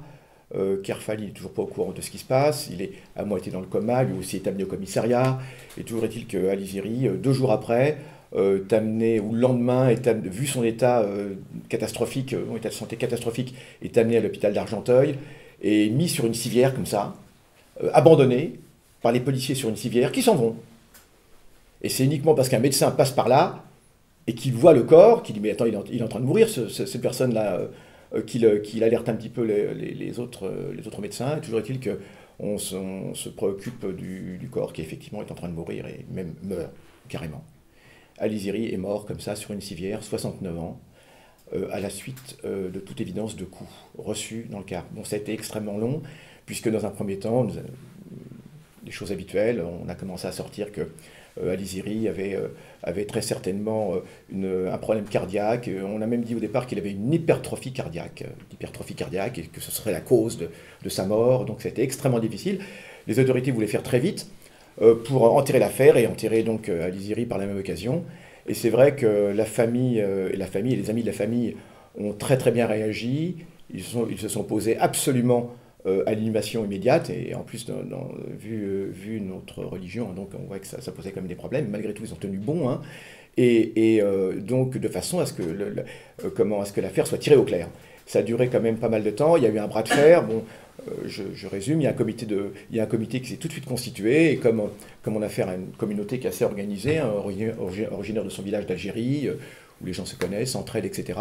Donc du coup, ça a pu fonctionner, un collectif s'est constitué très très rapidement, qui réunit beaucoup de forces politiques locales, à Argenteuil donc, et du coup, des fonds ont été réunis de façon à pouvoir maintenir le corps dans le froid, justement, déjà, pour empêcher que l'affaire soit enterrée, alors que les autorités n'arrêtaient pas de dire « allez vite, vite, il faut l'envoyer au pays, il faut l'enterrer rapidement ». Je rappelle qu'il devait marier son fils peu de temps après, qu'il était d'ailleurs venu en France pour ça, pour faire des achats, et que, bah, évidemment, du coup, non seulement pas de mariage, mais les autorités françaises ont refusé l'entrée sur le territoire au fils en question, et à la famille, qui n'a donc même pas pu venir. Toujours est-il qu'il a fallu plusieurs mois pour que soit obtenue une nouvelle autopsie. Parce que la première autopsie avait évidemment conclu à une mort naturelle, entre guillemets. Et je vous dis, c'est pas facile de tuer quelqu'un avec des coups de pied. Parce qu'ensuite, l'autopsie a révélé plus d'une vingtaine, je ne sais plus combien, plus d'une vingtaine d'hématomes sur le corps. Et donc, de toute évidence, en plus, c'était quelqu'un qui était solide, Aliziri, qui était connu, c'était un de ces travailleurs qui était venu dans les années 50 en France, et vraiment qui n'avait jamais eu de problème, une santé de fer, vraiment, 69 ans, mais très solide, on le voit à son visage. Donc pour mourir sous les coups, c'est pas facile. On pense que c'est facile, mais c'est pas du tout facile de tuer quelqu'un avec des coups comme ça. Et même quand on a 69 ans, et ben, de toute évidence, c'est ce qui a été fait.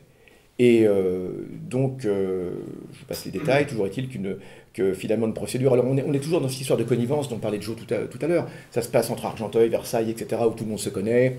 Le commissariat d'Argenteuil a une histoire très importante, qui remonte à la guerre d'Algérie. C'était un centre de torture très connu pendant la guerre d'Algérie, un centre d'aiguillage et de torture, mais vraiment connu. Et nous tous qui sommes nés à Argenteuil, on connaissait parfaitement. La mémoire collective transmet ce qui se passait dans ce commissariat, qui n'était pas loin d'ailleurs de la Seine, où les corps passaient par le commissariat et étaient balancés à la Seine directement. Et il y en a eu des dizaines et des dizaines comme ça, de toute évidence. Et toujours est-il que ça se passe dans ce contexte de connivence, de grande famille, comme tu le disais, de ce couple police-justice, qu'il faudra quand même un jour découpler, prononcer le divorce. Déjà, je pense que c'est une des revendications, parce que c'est pas possible, où les deux se tiennent et se soutiennent mutuellement, aboutissant à une sorte d'impunité comme ça. Toujours est-il que donc récemment, après moult péripéties, il y avait un non-lieu qui avait été prononcé en octobre 2012, et par la cour d'appel, non-lieu pour les policiers. Les policiers sont toujours en fonction, ils n'ont pas été suspendus. On sait qu'à l'intérieur, ils ont eu quand même des blâmes. Il y a eu des blâmes internes, mais c'est pas du tout sorti, puis vraiment tout à fait minime.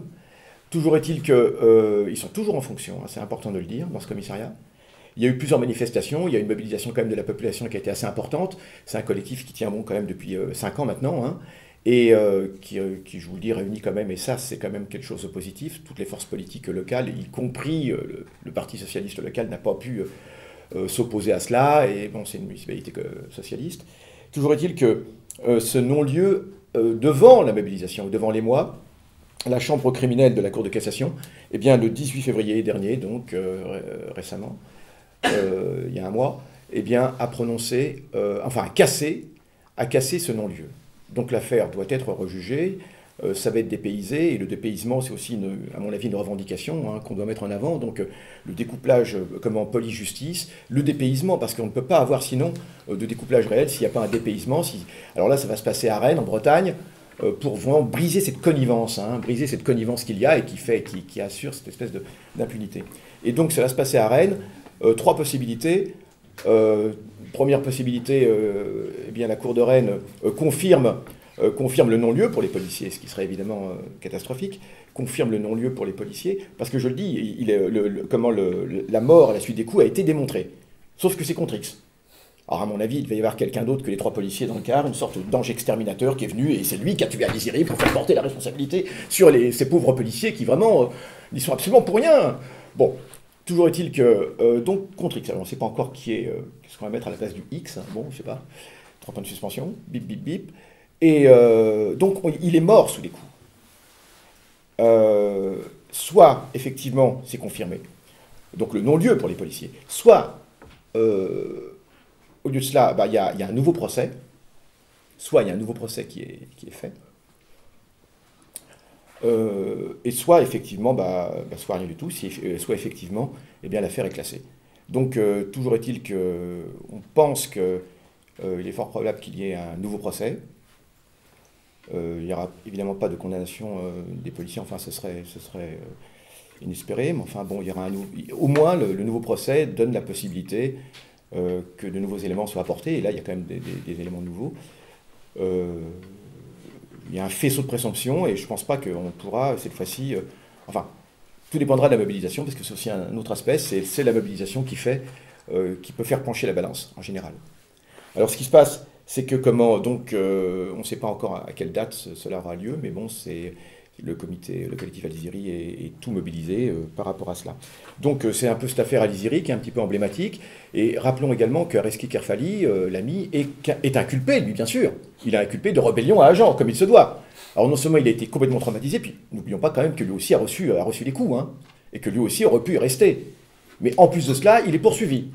Il est poursuivi comme il se doit pour rébellion à agent, parce que, bon, d'ailleurs, on se demande quelle rébellion, parce qu'il est resté un bout de temps dans le coma, donc voilà, il faut quand même le dire, et il est vraiment traumatisé. C'était son ami Al-Iziri, et d'ailleurs, lorsque les policiers, lorsqu'il est sorti du coma, lorsqu'ils les ont mis dans des chambres de dégrisement, ils avaient bu un petit coup, effectivement, mais bon, rien de méchant, ils avaient arrosé un repas, c'était le mariage du rejeton, donc voilà, c'est tout. Donc ils ont voulu prétendre cela, mais pas du tout, il n'était pas du tout sous. Toujours est-il que lorsque le policier, le responsable, le commissaire le convoque, enfin le fait sortir de cellule et l'amène en lui disant bah voilà, il y a un problème, Al-Iziri est mort. Donc il était au commissariat, hein, et bah voilà, ton copain il est mort. Et lui tout de suite, Areski Kerfali a dit c'est vous qui l'avez tué, je le connais. Je dis non, mais il était pas du tout malade, il était solide, c'est vous qui l'avez tué. Il a commencé effectivement à pointer du doigt la police en disant c'est vous, etc. Donc toujours est-il, pour le faire taire encore une fois, on l'inculpe aussitôt, bien évidemment, parce que sinon on n'avait absolument rien contre lui. Et Areski Kerfali fait partie du collectif, et là il est vraiment traumatisé, et puis avec, vous savez, ce sentiment du rescapé, cette espèce d'angoisse et de syndrome du rescapé, pourquoi lui, pourquoi moi, etc. Voilà. Des séquelles physiques aussi. Comment ? Des séquelles physiques. Les séquelles physiques, alors séquelles physiques, séquelles psychologiques, il est tout le temps avec sa femme, Areski Kerfali, au collectif, ils viennent à toutes les réunions, et sa femme le dit, comment il fait des cauchemars la nuit, etc., comment il s'en veut, etc. Bon voilà, c'était Areski Kerfali qui conduisait. Hein. Donc voilà, toujours est-il que, bon, il y a tout cela, et tu disais tout à l'heure, cette non prise en compte des victimes et du traumatisme des victimes, c'est quelque chose d'épouvantable. Non seulement on perd des êtres chers, mais en plus, eh bien, il n'y a absolument aucune compassion. Aucune compassion. Bon, alors voilà un petit peu sur l'affaire Al-Iziri, et donc ça me permet d'embrayer en disant que ces crimes, ce sont des crimes d'État. Ce sont des crimes d'État, réellement. C'est l'État qui est en cause. C'est d'abord l'État. Alors, on a entendu dire dans le passé, bon, beaucoup d'analyses depuis que les crimes policiers, il y a ces bouquins dont tu parles, Mathieu Rigouste et d'autres, Rachfus aussi également, avec son observatoire des libertés publiques, ont pu mettre en évidence que l'antériorité de tout cela. Et du coup, effectivement, faut remonter à longtemps, et Rachfus lui remonte à la rafle du Veldiv, à laquelle il a échappé, et à laquelle la police française a bel et bien participé, alors qu'on le rappelle, les autorités allemandes n'avaient même pas demandé qu'on prenne les enfants, et les enfants ont été pris, et lui a miraculeusement y a réchappé. Hein, donc, alors évidemment, on dira que c'était pas la démocratie, c'était sous la dictature pétainiste, mais après-guerre, quand on le voit, il l'explique très bien dans ses différents livres, Maurice Rachfus, il n'y a pas réellement eu une épuration. La prétendue épuration de la police française fait que lorsqu'on se retrouve dans les années 60, on a encore des fonctionnaires qui étaient tout à fait en poste pendant l'occupation et qui ont participé à ces rafles. Je le dis alors que les autorités allemandes ne demandaient pas qu'on prenne les enfants. Hein. Et paraît-il que c'était un acte d'humanité que de prendre les enfants. L'explication, c'était de dire qu'on ne pouvait quand même pas laisser les enfants tout seuls. Et le cynisme a été porté jusque-là. Mais bon, le deuxième acte, le deuxième grand fait, c'est évidemment la guerre d'Algérie en termes d'antériorité. Et juste un mot sur le 17 octobre 61, parce que rappelons-le, le 17 octobre 61, est un fait qui se déroule certes pendant la guerre d'Algérie, mais c'est un État qui tue ses propres citoyens, puisque les Algériens tués le 17 octobre 1961 étaient citoyens français de plein droit, et même plus sujets depuis 1958. Depuis l'arrivée de Gaulle au pouvoir, ils étaient parfaitement donc français, en théorie. Donc c'est un État qui a massacré ses propres citoyens. Ce n'est pas l'État français qui a tué des Algériens, dans le cadre d'une guerre comme on le dit habituellement. Non, non, c'est un État qui a délibérément tué une partie de sa population. Et c'est en ce sens que ce crime est un crime contre l'humanité, d'ailleurs même si ça avait été contre une population civile étrangère, mais a fortiori, c'est quelque chose qui n'est jamais noté suffisamment. C'est un État qui a massacré une partie de sa population sous les yeux d'une autre partie qui est restée indolente, dans l'immense majorité des cas. Toujours est-il que ces mêmes personnes qui massacrent le 17 octobre 1961, ces mêmes policiers, avaient déjà massacré. Un certain nombre étaient en poste pendant la guerre sous l'occupation. Et on a retrouvé des carrières, on a retrouvé des noms. Et Papon, Papon, on sait ce qu'il a fait du côté de Bordeaux, au niveau de la déportation, mais Papon s'est retrouvé à la préfecture de police avec un certain nombre de fonctionnaires qu'il a ramenés avec lui, qui dataient de la Seconde Guerre mondiale. Comme quoi les techniques sont absolument les mêmes, donc c'est des gens qui avaient l'habitude, il n'y a aucun problème. C'est des gens qui entre-temps avaient été amnistiés, c'était absolument incroyable cette affaire. Donc on a une continuité, et même on pourrait remonter au début du siècle, hein, mais on a une continuité, occupation, guerre d'Algérie, jusqu'au crime policier d'aujourd'hui, qui est absolument une droite ligne terrible. Et qu'il est aussi bon de mettre en évidence. Alors pour en revenir, et tu as très bien dit que depuis une trentaine d'années, ça a été très bien dit aussi par Mounis Abdallah, Rachfus, Rigoust, effectivement, depuis une trentaine d'années, environ 300 morts. Et on le disait tout à l'heure, si on fait un ratio par rapport aux États-Unis, ça place la France même pratiquement au-dessus des États-Unis. Hein. Et donc du coup, la question est la suivante, c'est comment se fait-il que dès la naissance, certaines populations, les enfants, on a peur de la police. C'est extraordinaire, on est avec la peur de la police. Et quand on est tout môme, et on a tous vécu à peu près les mêmes choses, dans les mêmes quartiers. Je vais te poser une petite question, parce que je Oui. voulais dire là-dessus par rapport à l'Algérie. C'est un truc que je me suis toujours demandé. Au-delà des rapports internationaux, moi je remarque que quand il y a un citoyen français qui a une difficulté quelque part dans le monde, mobilisation, est-ce que dans ces affaires-là, les autorités consulaires algériennes, par exemple, sont sollicitées, Oui. Bon, passons oui, c'est des bons à rien, blablabla, mais est-ce qu'il y a une action pour que les autorités, parce que je veux dire, la plupart d'entre nous, on a une double nationalité, si ça se passe ailleurs, on sait que l'État prend. On a vu l'affaire Florence Cassé, par exemple, où la personne, elle était assez trouble, mais bon, il y a eu une mobilisation. Est-ce que dans le cas de cette personne, par exemple, les autorités algériennes ont fait quelque chose? Est-ce qu'il y a une sollicitation? Oui, si je peux juste me permettre, c'est pour répondre à sa question. On va le laisser terminer et tout de suite après, il répond quand on est dans le cadre du débat. Je peux juste très rapidement dire un mot là-dessus. Oui, effectivement, dans le cas d'Aliziri, il y a eu les autorités consulaires, mais bon, le problème, il est qu'on a des États qui soutiennent de ce point de vue, je veux dire. Hein. Alors, dans les années 70, c'était différent, c'est vrai. Bon, on va pas encenser le régime algérien de l'époque, mais dans les années 70, il y avait eu quelques rodomontades, etc. Il y avait eu quelques réactions à l'époque sous Boumedienne, effectivement, par rapport à cela. Et en plus, il y avait d'autres attentats, parce que c'était surtout des attentats policiers. Enfin, des attentats, pardon. Il y avait donc des meurtres commis dans le cadre des exercices de fonction de policiers, mais aussi beaucoup d'attentats d'extrême droite et autres. Donc, ça faisait synergie. Du coup, le gouvernement algérien à l'époque avait un petit peu réagi. Mais en général, ça ne va pas loin.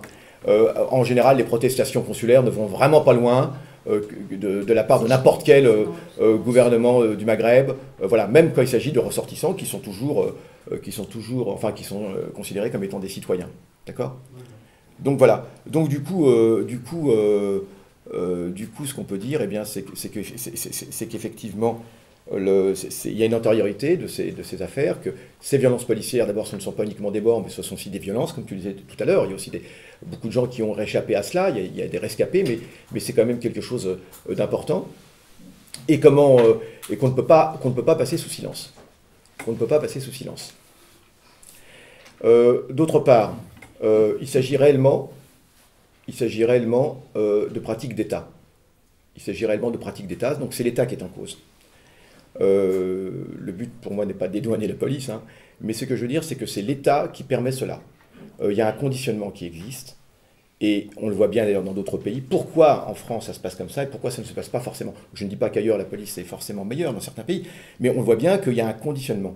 Et on se souvient bien que lorsqu'il y a la répression du 17 octobre 61, on se souvient bien que Maurice Rachefus, enfin l'avait dit, on a parlé également, mais d'autres, lorsque Papon, aux obsèques d'un policier, lance cette espèce de chèque en blanc qui consiste à dire, voilà, pour un des nôtres, nous en abattrons 10.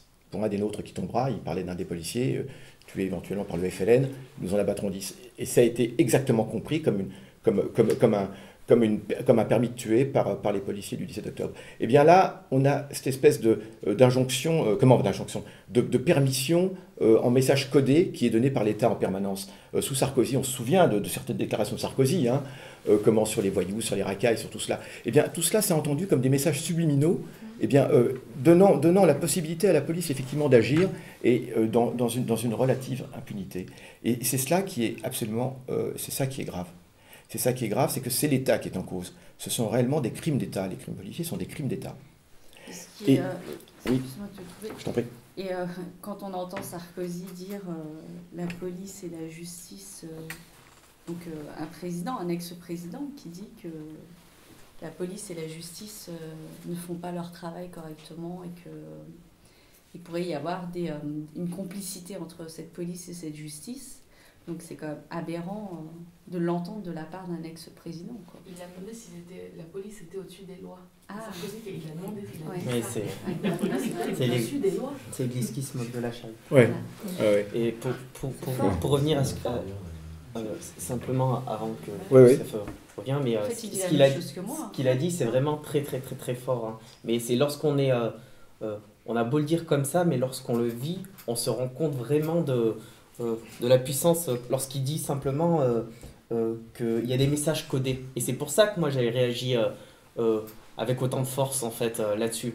Parce que je le sens ce message codé. C'est un message qu'on m'envoie.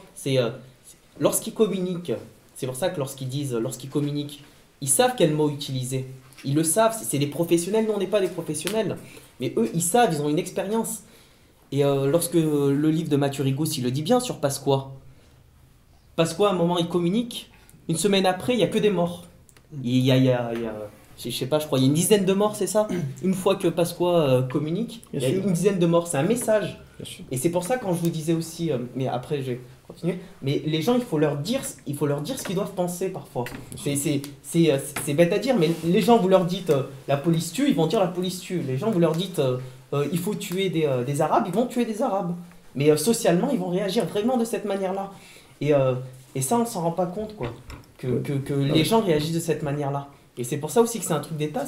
Il y a un message. À chaque fois qu'il y a un message qui est envoyé, bah vous êtes sûr que ça va être fait. Et c'est pour ça qu'il ne faut rien laisser passer. Il faut être super. Quand on parle d'intransigeance, il ne faut rien laisser passer. Mais rien. Ce que je propose quand même, pour être sûr qu'il y ait une place suffisamment importante pour le débat, c'est qu'on finisse réellement. Je termine juste. Et comme ça, après, on échange bien avec la salle et là, on partage. Alors, effectivement, tu te dis, dès qu'il y a un stimuli, il y a une réaction. Mais c'est important de le penser parce que c'est aussi la presse. Dans toutes les affaires, et si on remonte à une quarantaine d'années, dans toutes les affaires, à chaque fois qu'il y a une personne qui tombe entre les mains de la police, quel que soit le moyen, par balle, ou aujourd'hui il y a d'autres méthodes, eh bien on se rend compte qu'à chaque fois, en amont, il y a un conditionnement qui est là, il y a l'État, il y a une préparation psychologique, et que ce soit aussi bien ce genre de meurtre, mais aussi même dans des affaires politiques, plus politiques, hein. Je pense surtout aux années 70, où à chaque fois on a un conditionnement, et parfois la presse a joué un certain rôle. Une affaire tout à fait comme ça, et qui n'est pas exactement un meurtre policier, enfin un meurtre non élucidé. Je parlais de certains meurtres politiques qui ont eu lieu dans les années 70, où à chaque fois on a eu des campagnes de presse. On a eu des campagnes de presse qui ont précédé des attentats, par exemple, organisés par des nostalgiques de l'Algérie, de l'OS, etc. À chaque fois, on a toute une campagne de presse, et l'aboutissement, on a le meurtre. Hein. Et toujours est-il que, pour finir, eh bien, donc c'est bien l'État, et c'est donc c'est l'État qui doit être visé. C'est d'abord l'État. Parce qu'il faut, en même temps, alors c'est très important de reposer les rapports, police-justice, etc. Mais l'État peut très facilement s'en dédouaner et apparaître uniquement comme un arbitre dans les relations. Oui, il y a des problèmes de relations entre la police et les quartiers. C'est pas du tout un problème de relations entre la police et les quartiers. Mais alors, pas du tout. Et moi, c'est un débat, au débat. C'est d'abord l'État qui est responsable de A à Z. Et tel policier agira parce qu'on lui a demandé. On lui demande de faire du chiffre, on lui demande, etc. Je ne cherchais pas à dédouaner, dans la police on peut avoir. Mais ce que je veux dire, c'est que le danger qu'il peut y avoir, c'est simplement de ramener cela, parce qu'on a vu aussi parfois des sortes de réunions qui vont s'organiser entre la police. Et je pense que dans la police, il y a des gens qui sont honnêtes, qui font leur boulot honnêtement. Bon, ça c'est une opinion, et il y en a d'autres. Mais le problème n'est pas là, c'est que même quelqu'un qui peut faire son boulot honnêtement, demain peut se retrouver poussé par les circonstances à ne plus faire honnêtement. Vous voyez ce que je veux dire? Donc c'est pas un problème d'individu, comme on dit, de brebis galeuses, etc. Non, c'est l'État qui est galeux. Pourquoi? Parce que la police est le dernier rempart de l'État. Il sait, l'État, qu'il pourra compter in fine sur sa police, et que sur sa police, sur personne d'autre.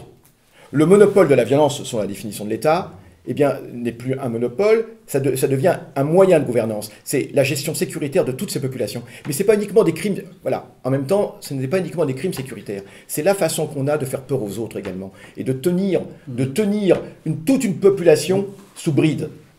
Donc, les réactions, et j'en arrive à un petit peu ce que je voulais dire, enfin ensuite on va débattre, les réactions doivent porter d'abord sur, selon nous, sur la constitution d'un large front, contre, évidemment, ces violences policières, contre l'État surtout qui permet ces violences policières, parce que l'État a le sentiment que nous sommes des vies inutiles, ça nous ramène à tout un débat philosophique, Georges Agamben a écrit des choses là-dessus, nous sommes des vies inutiles. Et d'autres ont également parlé de corps d'exception. Nous sommes des corps d'exception. Nous sommes des vies inutiles. Vous savez que la notion de corps d'exception était une notion juridique.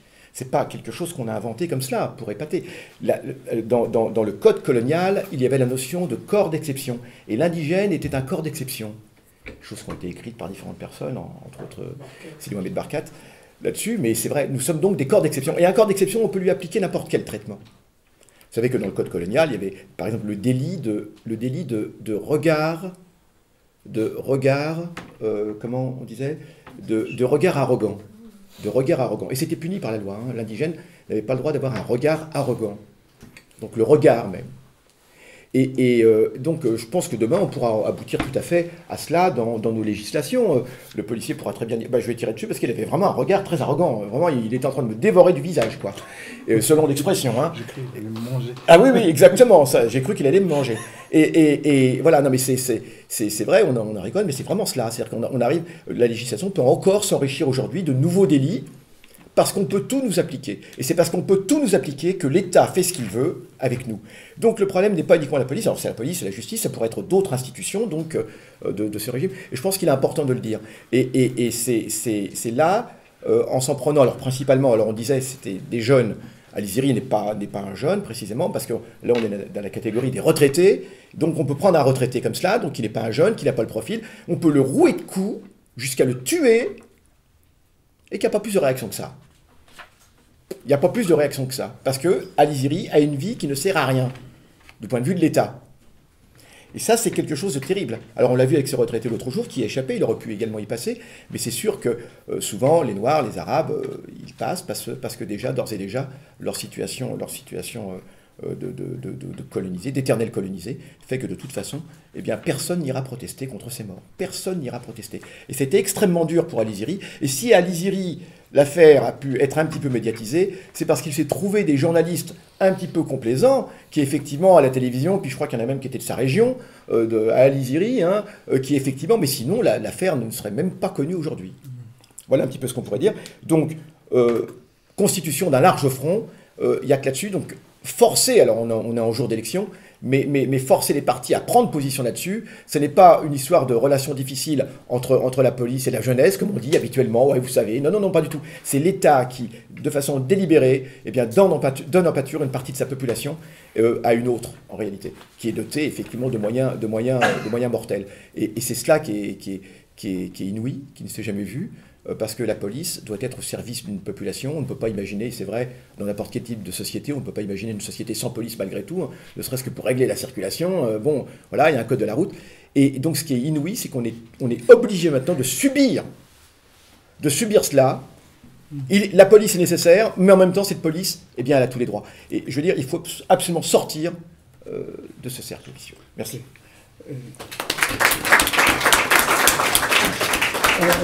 On va passer au débat.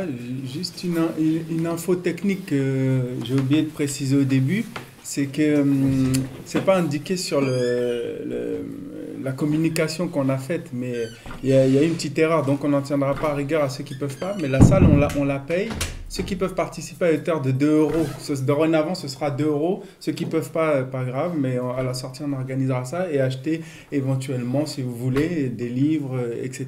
Mais 2 €, c'est ce qu'on demandera dorénavant pour les séances parce que la salle, bon, on la paye, on n'est pas subventionné et c'est un acte solidaire et c'est pas cher. C'est juste qu'on espère qu'à ce moment-là, tous ensemble, on arrivera à la payer. Et le point juste avant, c'est aussi rappelé, puisque Ramata Dieng n'a pas pu venir, qu'il y a aussi la mort de son frère Lamine Dieng. Oui. Et 2007, c'est bien ça, hein, juin 2007, il me semble le 17. Hein, le 17 juin 2007, donc suite à une histoire de tapage nocturne ou quelque chose qui s'en rapproche, les policiers viennent l'interpeller, ils le maintiennent avec des sangles de contention et d'autres instruments pour pouvoir l'immobiliser. Il se retrouve dans le fourgon, donc de manière assez musclée. Il meurt à l'intérieur de ce fourgon, personne ne saura jamais ce qui s'est passé. 2010, la mort de Mamadou Marega. Et là, on entre un peu dans ce que tu disais, c'est-à-dire il est présenté dans les médias après sa mort comme un sans-papier malien. Donc, on est dans cette histoire...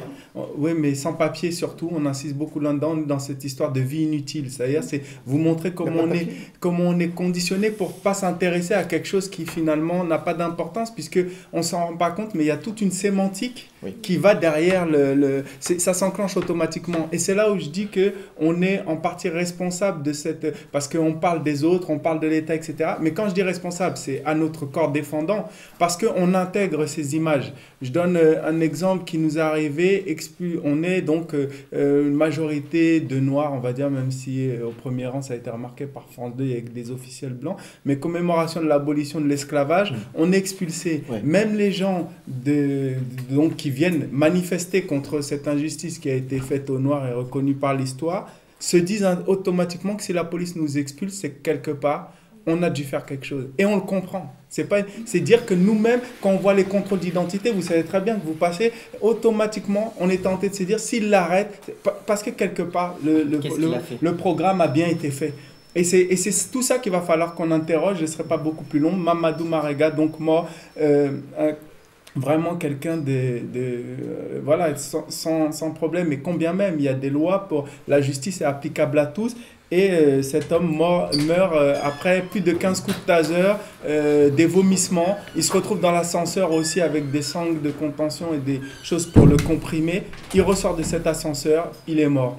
Et voilà, sans papier, l'histoire de désincarnation totale et comment on intègre ça. Pas que ceux qu'on désigne comme blancs, nous-mêmes, nous finissons par intégrer ce statut-là et il va falloir vraiment qu'on lutte contre cette manière de voir les choses, sinon on n'arrivera pas à aller au bout d'enrayer cette machine d'État, cette machine criminelle, etc., qui est basée sur une question de préjugés liés à l'histoire coloniale, esclavagiste, etc.